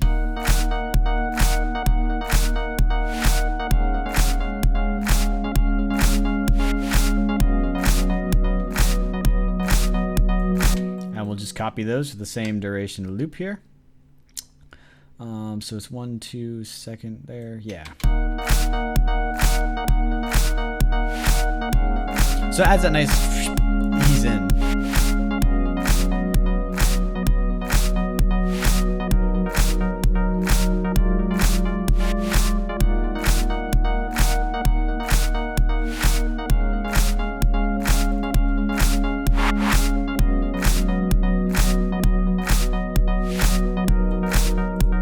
I'm gonna tone it down at 1K. That kind of this sort of sound.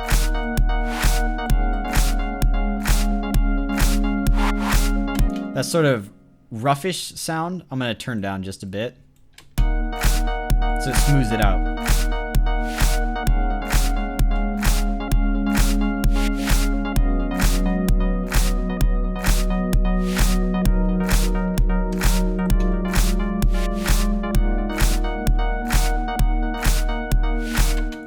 And just for the fun of it, we're going to try, I'm going to use a plugin that you could also use for stereo spreading, which is mono to stereo.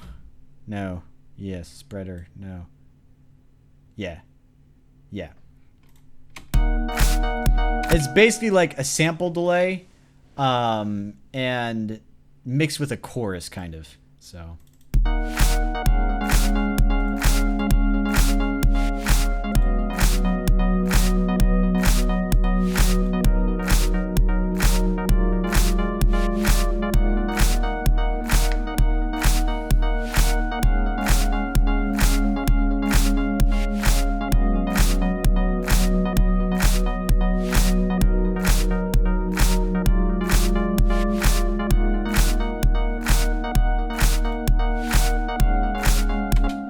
And then here's the part where we start to do a melody. So we're gonna have some fun with that. And then additionally, I wanted to just talk about kind of.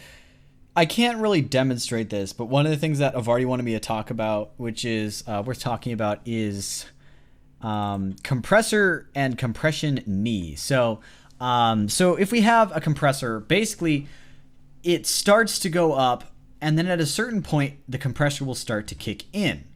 And that's what we call the knee. However, there's a knob for the knee you'll see here. It says knee right there.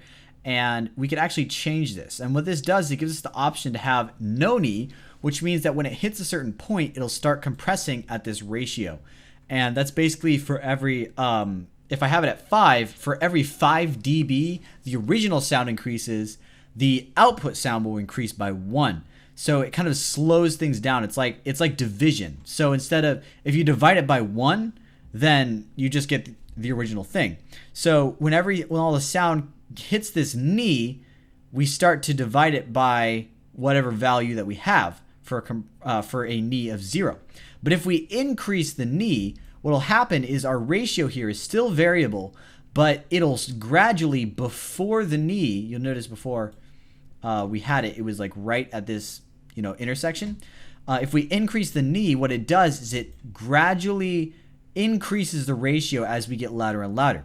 What this does, it kind of creates a softer compression effect that kind of smooths things out. So like a good example would be if you have vocals and the vocals are moving around a lot and they're going up and down and up and down. If you use a high knee, that kind of smooths it off, which you'll get is you'll kind of get like this soft squished sound. So everything will kind of sound blended together a bit more. So like the loud, like if he says cast away, the cast part will kind of sound smoothed into the away part. So that's what a knee does. It kind of smooths out your compression. If you have it tighter, then the cast part will sound like it was the first part will cut through and it'll sound nice and tight. And then the rest will kind of start to be compressed. It sound like it was compressed. So it's kind of hard to really show that easily on stuff. But just because of how subtle it is, but that's the general notion. So you kind of use a knee here to smooth out your compression. Just in a similar way, you'd use attack and release to smooth out your compression. So a fast attack will get you very sharp compression, but if you turn it up a lot, then you'll kind of get like, it'll take a while for the compressor to kick in. So that's a little bit of, working with a knee there. So yeah. Okay, so are there any other? Hey, anybody? We're actually at the 2-hour point. So for those of you that have questions, drop them now so I don't forget. Because probably I'm not going to stream for that much longer because I got stuff I need to do. But I think I'll probably run for a little bit longer here, just so I can kind of play with a melody in this track, and see where that goes.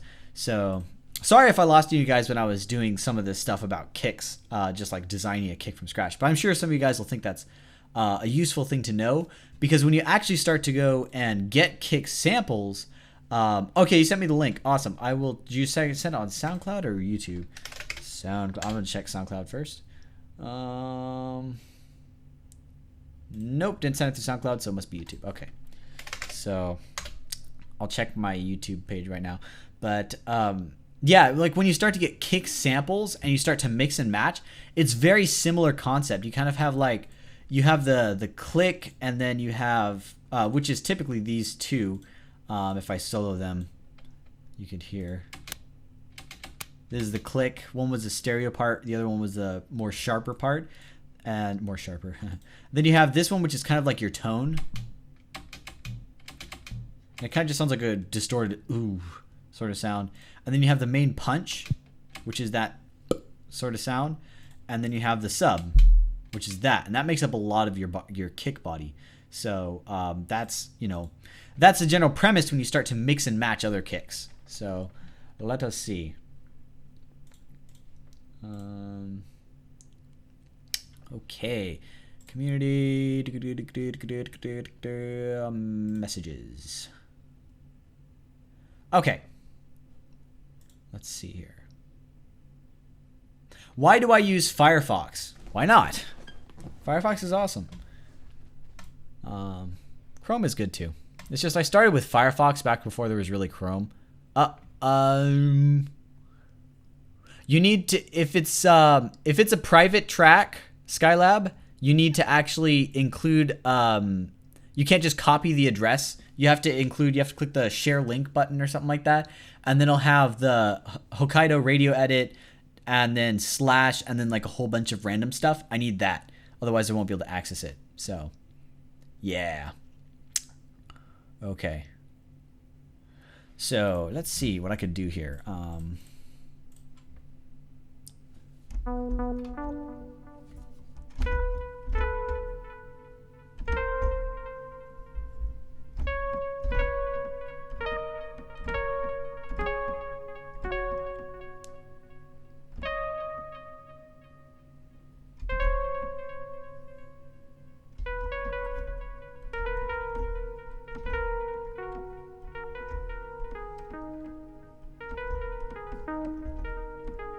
Just trying to come up with ideas for a melody. Probably should have the melody playing while I do that. I'm going to grab a different synthesizer though, so we have something fresh.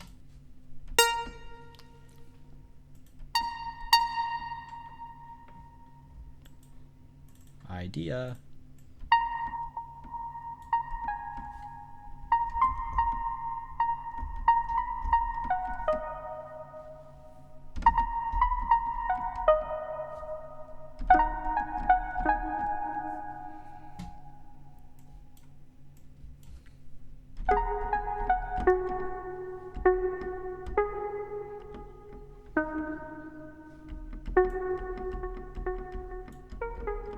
Use a pan flute. That might be a good idea.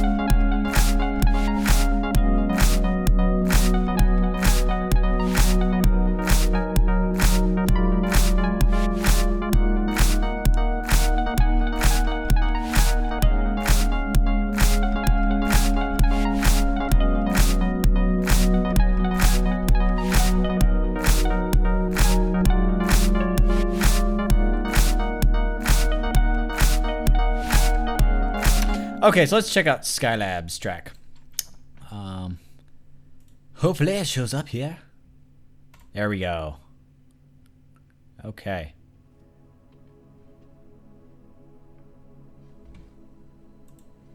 I like the pads.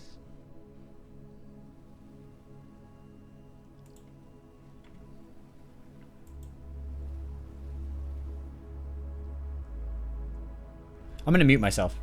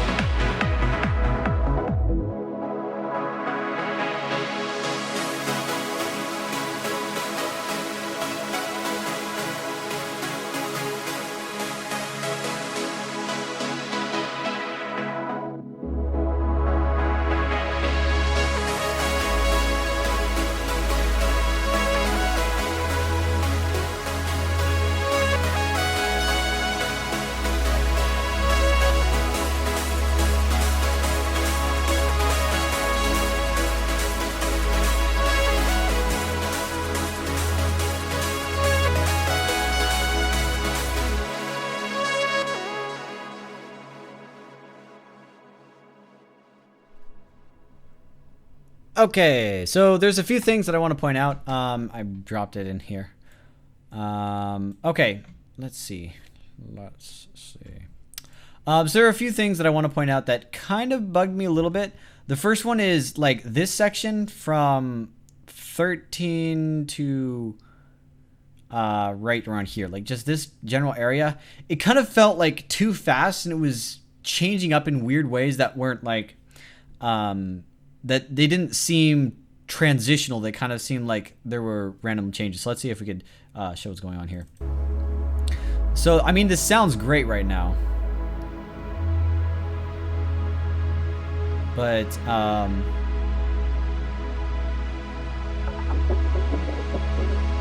that actually sounds good. I like that transition there.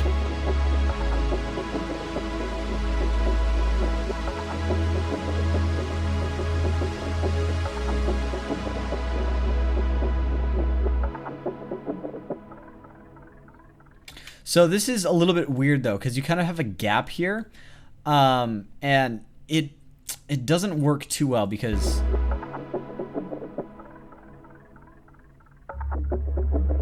you just go back into the same thing. Now if you did this and then let's see, split by playhead.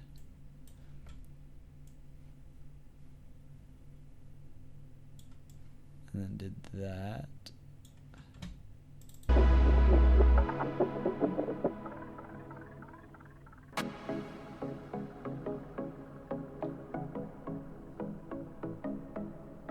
It kind of make more sense. So what I do is actually, you could do this really cool thing where you get this part.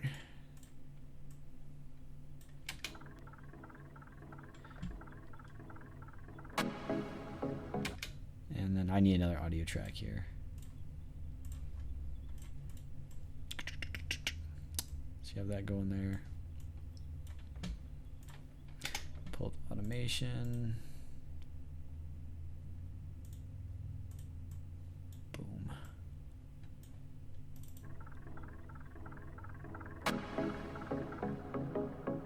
And then you kind of like bring it down.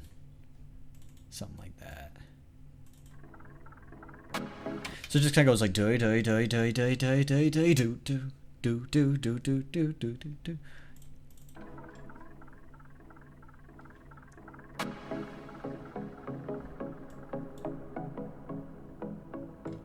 Kind of like that. That's a bit more of a like a solid transition.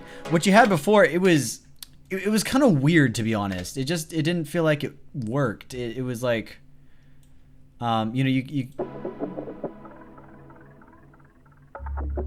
and then you just go back into it.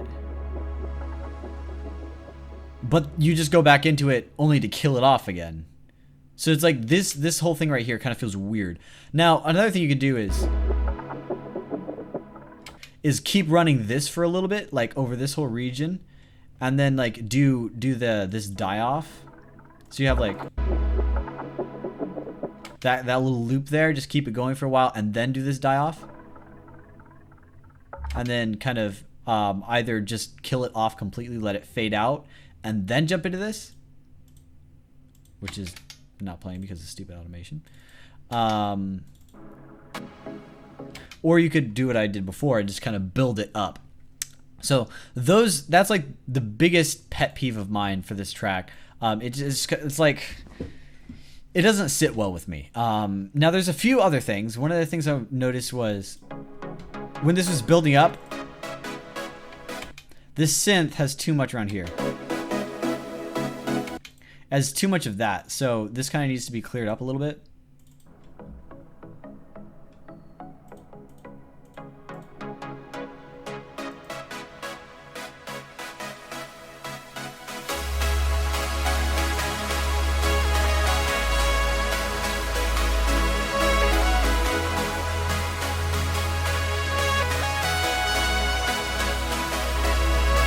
So it just kind of it muddies up your track a little bit, and that kind of stays throughout the rest of the track. You've got a pretty darn good mix down for the most part, but you got a little bit of that muddiness. And also, I'm not I'm not too certain about the sub, so I can't offer too much feedback on that one because it's been a while since I listened to trance. But I don't remember how the sub is supposed to sit in the mix. But your sub is very like, it feels separate. It feels like it's kind of separate and sitting out there. I don't remember how it's supposed to go for sure. But if it's kind of supposed to be like this underneath rumbling under all your tracks, excuse me, you're going to want to shape your track a little bit more to be around that in that sort of sense. Because like as it is right now, it, like I said, it kind of just feels like the sub is definitely there. It's very strong. It's very present. But it kind of feels like it's just kind of sitting there because what you have in the sub, it's basically a lot around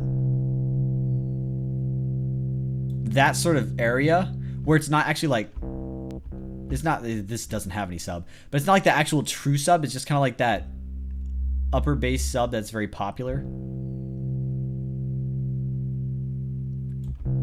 Like a lot of people think this is bass, but it's really like not that much bass. That's more like the bass that you'd be really expecting. So that kind of feels like, you know, it's pushing the sub up a little bit too much. And instead of sitting underneath of everything and filling everything out, then it's like it's its own thing. Now that may be what you were aiming for. If that's what you were aiming for, then you totally nailed it. But to me, it kind of feels like the sub's not mixed in well enough. And just because it's kind of got...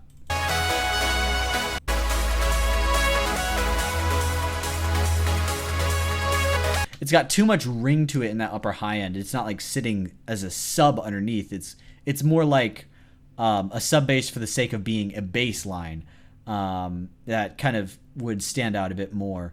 So let's see.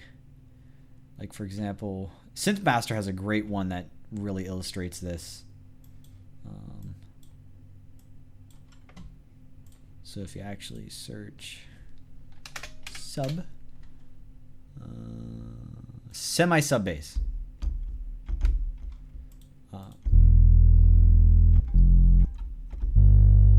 But it's got a lot of that like subby sound, but you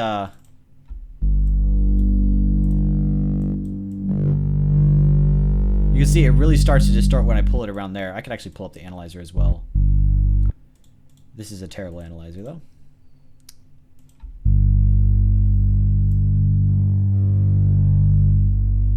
That's kind of what we're dealing with. What you'd want more is like that low end that you're hearing right there. So it sits underneath of it a bit better. So actually, let's see if I can do this.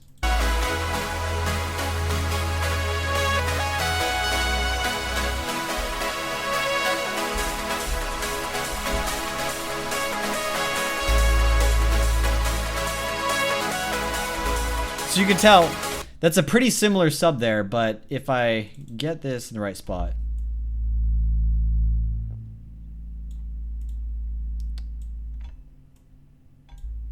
Push that back a bit.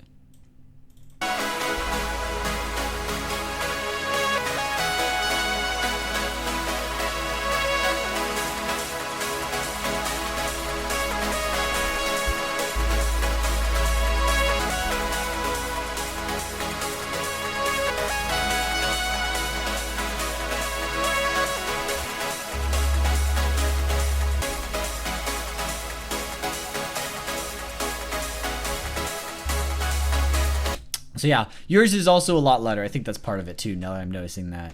So it's a lot louder, and it kind of has like I said, it's got like around the 100 hertz area. It's kind of got that ring. So it's up to you though. Jude Kim, actually right now I am looking at one of Skylab's tracks and kind of giving him some feedback on that.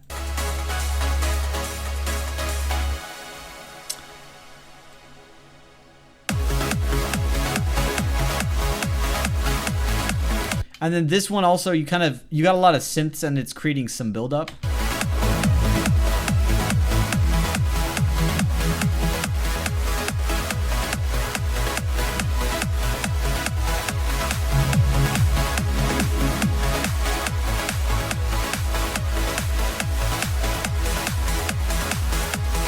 So these EQ cuts are just kind of showing you where you have buildup. I wouldn't actually cut this on your master because then it'll sound kind of poor like what it's doing right now.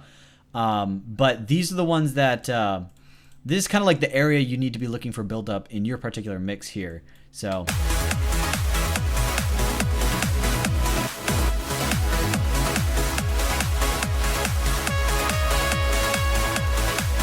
By the way, that brass there sounds amazing.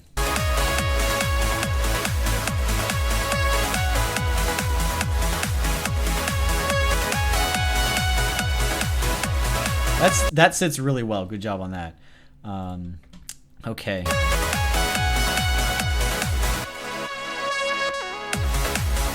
That's a very good transition you did there. However, I cannot say I feel the same way about this one because it's got a very fast dip that kind of seems like it doesn't seem like it fits the genre. So you got this nice filter down.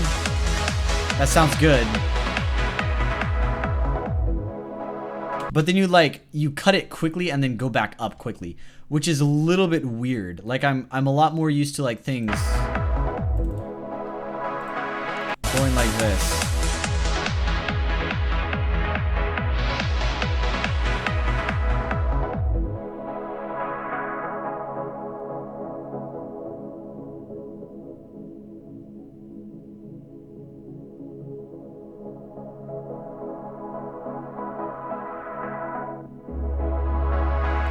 So I'm a lot more used to things like that. Those kind of quick cuts there. Those two quick cuts kind of sound weird to me. But that's my opinion. So that one's more up to your decision in the end, what you like. But personally, I don't like those. I think they kind of they sound too fast. It's like trance is all about staying in a groove and kind of like transitioning, kind of like, flowingly almost. And these kind of like, it's like you were cutting something. Like you're like, okay, there was a section here, but I cut it out, so I had to add some sort of like quick transition to make it not seem like I cut it out. So that's what it sounds like to me, even though that's probably not the case. That's what it feels like. It's kind of awkward. So yeah. So to recap, the three things. I think your sub is a little too loud. These quick cuts are kind of weird. This section I do not like. This block right here. I don't like that. It just kind of feels out of place and weird. Just cut that out and go from, this one to this one. Also, I'm not sure if that was intentional there, how this first note has the filter open. That's just a stylistic thing, so I'm going to leave that up to you. If that was an accident, I'm sure there's a way to fix it. But I'm not 100% sure what synth you're using, so I wouldn't know what direction to point you. But if that was an intentional thing, then feel free to leave it. It's up to you. I think, like, personally, sorry about that. Personally, I think if you're gonna do this, it kind of needs to sound like sharper and more resonant when it cuts down, like chew, instead of just the chew. So it's got like a lot more of that really high end part there, as opposed to kind of feeling like it's sticking around, the 2 to 5K area, but you need some sort of like sharp, resonant from the very high end, like 10K or something. But that's just me. Like I said, that's my opinion on that one. So yeah, the two biggest areas is this here, and your two kind of dips. They just kind of feel weird. And then bring your bass down a little bit, I think, and just look for that muddiness that I was saying. Starts to surface in this one.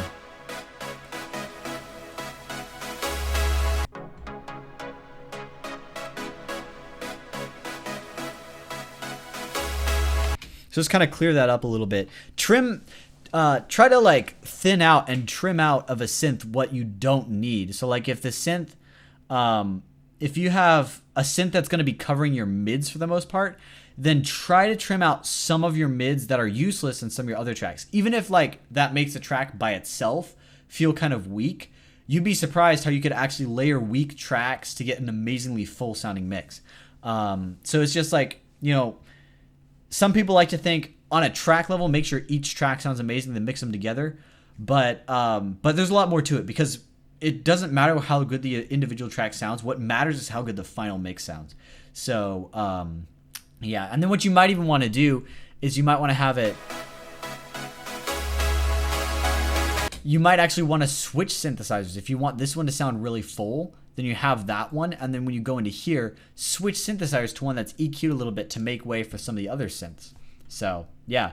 Other than that, just overall your track feels like, you know, the busy areas need a little bit more professional balance in terms of the mix down, so that you got like the synth sitting right in the spot. I mean, like, generally speaking, you have a very solid mix, but it's just going to take some time to kind of refine that and get it to where it's got that extra bit. That's like the point to where I can't really offer that much advice because A, I'm still working on that. B, it's a very stylistic decision. It's up to what kind of tracks you're making and up to, you know, what you're looking for. Because some people like crunchy tracks that have like very harsh high end, and they sound very crisp throughout the whole track. Other people actually like smoother mixes. I tend to be someone that likes kind of crunchy tracks that sound very full but almost in a distorted sense. I don't know a good way to describe it other than, I guess, if you listen to some tracks by Tritonal mixes in a style that I really like, but I'm a little bit afraid to go towards just because how much distortion they leave in some of the mixes. But I really like the clean, distorted sound that kind of comes out of that. So yeah, those are all my thoughts. Do you have any questions? Anything you want my opinion on in particular? But yeah, overall, it's a very solid track. So I just tend to give less praise than I tend to give critical stuff because I know that praise, while it's nice, is not that helpful. So I that's why I don't give as much praise. So don't be disappointed. Just kind of realize that's how I tend to do things. I tend to offer more feedback than in a critical sense than in a, you know, oh, you're doing great, this is awesome. Because I know that I feel really bad when I'm giving people advice that just says this is awesome. And I know when I ask other people for advice and they're like, yeah, it's great. It's just kind of like, well, but what do I do to improve it? So yeah, just kind of keep that in mind. So this, you know, if I say it's a good track, take it for face value with whatever I, with whatever I tag onto it. So if I say it's a great track, like a great basis for a track, but your structure sucks, then, you know, take that as it is. You've got great musical and or mixing ability, whatever I emphasize, and then, you know, you need to fix the structure. In this case, you've got a very good track. The mix down is pretty darn good as well. So overall, you have a great track. It's just there's a few things that kind of need to be adjusted in my eyes. So, you know, that's just my thoughts.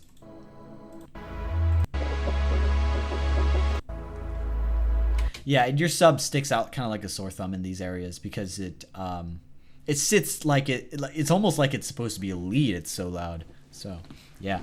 Anybody else have any tracks they want feedback on? Actually, I gotta take off pretty soon. But if we have any last questions, or if you have a track that you would like feedback on, you could let me know. But I probably won't have time to talk about it today. But letting me know is fine as well. And you could also send it to me, and I'll just send you written feedback later. Or you could send it to me now and get first in line for next time we do it. I would, but my drops sound terrible. Yeah. What can you do? I mean, what can you do but practice? It's a lot of work. So, yep. In all honesty, you know, I'll take any level of track as long as it's a full track that has been done like as good as possible. Any tips for Big Room? Yeah, listen to Big Room. Like if you ask me for genre specific tips, there's not a lot of advice I could give. A lot because it kind of depends where you're at, and like, you know, if you're just new to a genre, then my advice would be completely different from if you've been trying it for a while and you're having issues in certain areas, to which I need a lot more specific advice. So, but in general, Big Room, distortion is your friend. I guess that's the best way to put it. You can put distortion on your kicks, just be careful on your kick. You need to be careful when you distort your kick. And you want to put distortion on some of your leads probably. Might want a little bit of distortion on your background synths. And your claps you're going to want distortion on. And there's snares you might want distortion on. Distortion is your friend for big room. It's what makes things sound powerful. If you think a synth sounds cool, like, I don't know, let me just find something really quick just to be funny. Okay.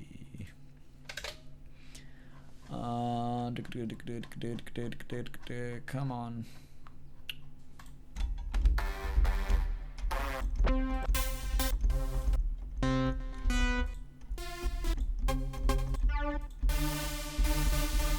There we go. That sounds like a nice big lead. Personally, I wouldn't actually use this as like a drop for big room. I might use that, but it's just got too much reverb to really use it. But you think that sounds cool when all we have to do is get distortion here.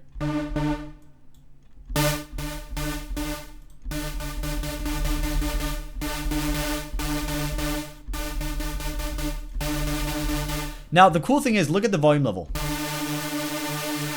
Negative 15, I turn this off. Negative 12, and it sounds quieter when it's louder.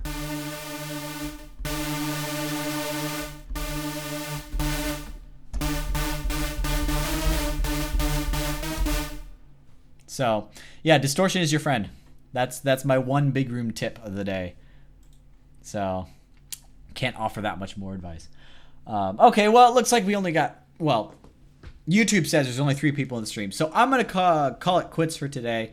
We've been going 2 hours and 40 minutes. So there's some good stuff there. I know things were a little bit slow during the middle when I was designing a kick drum from scratch. But for those of you that are interested and just hopping in now or just leaving now or whatever, I designed this kick drum. Let's see. And for some reason, one of the synths reset. I don't know which one.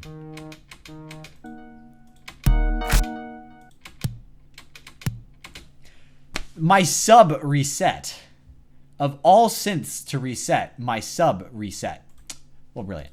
But anyway, I designed this kick drum and then I did a whole bunch of processing to it and then did some additional processing to this to get this final kick, which was completely synthesized 100%.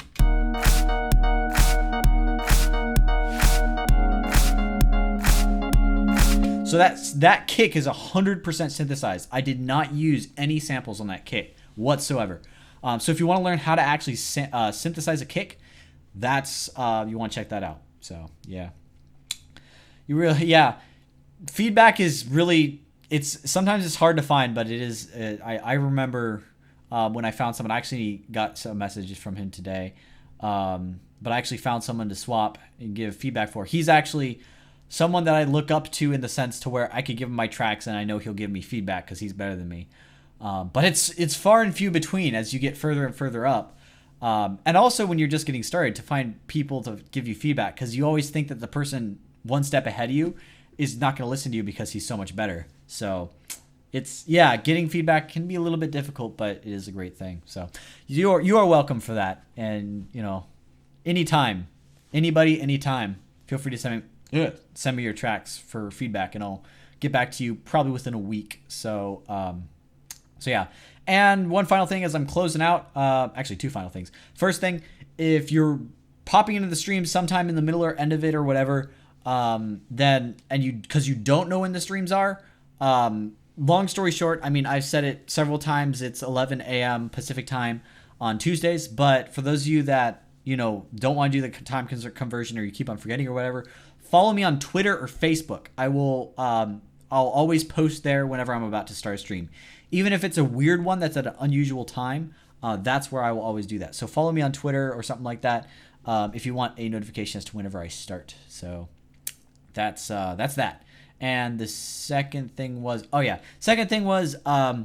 vocalist for track from scratch is the last thing I tried did not end up having any good results. So Yay. So that means I need to wait. I look around, see if I could find some other things. I'm probably not going to wait that long, but I'm going to try to contact a few more people, see if I can get them on board. If that doesn't happen, which it probably won't, then I'm going to need to hire a vocalist, and that'll take a month to do. So, because I'm going to need to probably run an ad for a while so that people pick it up. And then out of the people that jump in, they're going to need to, I'm going to need to choose those. And then from there, actually going to need to get it recorded. And once they have it recorded, they'll send it to me. And then we could go through with the rest of the track. That unfortunately means probably won't be able to show comping.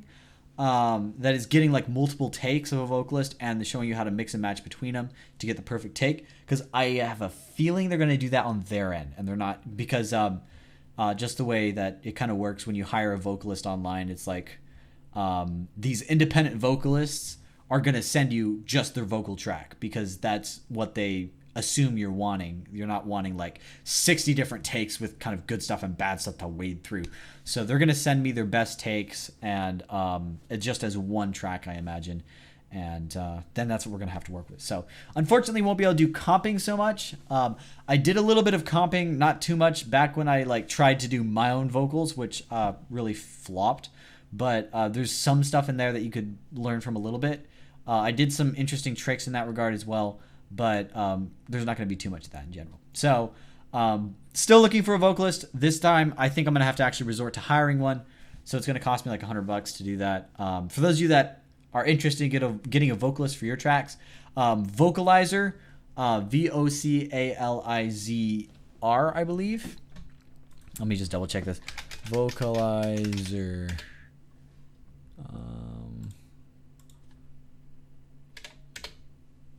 Yeah, Vocalizr, Vocalizer.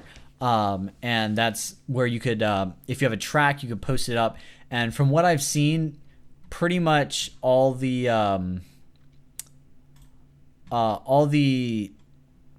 producers that are looking for vocalists, let's see, if you're going to work, ending soon. So most tracks have 18 bids, 19, 19, 11, 8, 4, 35, 29. Yeah. So there's like, I'm not seeing a single track with less than, oh, nope, here's one. Country EDM song in need of catchy vocals. That one has one entry and it ends in 6 days. But most of them have at least like 4 or 5 entries. And the reason these vocalists will do it is because they get paid. You have to pay if you want a vocalist on the site, basically. So, and it'll cost you anywhere from $100 to $300, basically. And these vocalists will do weird projects just because they want the money, and it's a way to make ends meet. So, Vocalizer, if you ever want a vocalist for your track, just keep in mind that it is not particularly cheap, and it's going to cost you about $100. So. That's it. Thank you all so much for joining the stream. I'm going to wrap this up today. It was a blast. Maybe next time we get a few more questions in there. But yeah, I should do some interesting things with the kick drum. And so that said, it is going to be a while before we get back to track from scratch. Maybe, depending on what you guys think, I might actually start a new track for track from scratch. And we'll work on that one until we get the vocals in for the other one. Then we'll go back to that one, finish that one up, wrap it up completely. And then we'll continue with where we left up from the next one. So we'll see. I'll take a vote, see what genre everybody wants me to try to do, which may or may not happen. I might like start a genre and then it goes into a different genre. We'll see. But yeah, next week I'll ask people what genre they think I should do, and then we'll aim for that. But yeah. Anyway, thank you guys so much for showing up. It was awesome, and I will see you guys next time.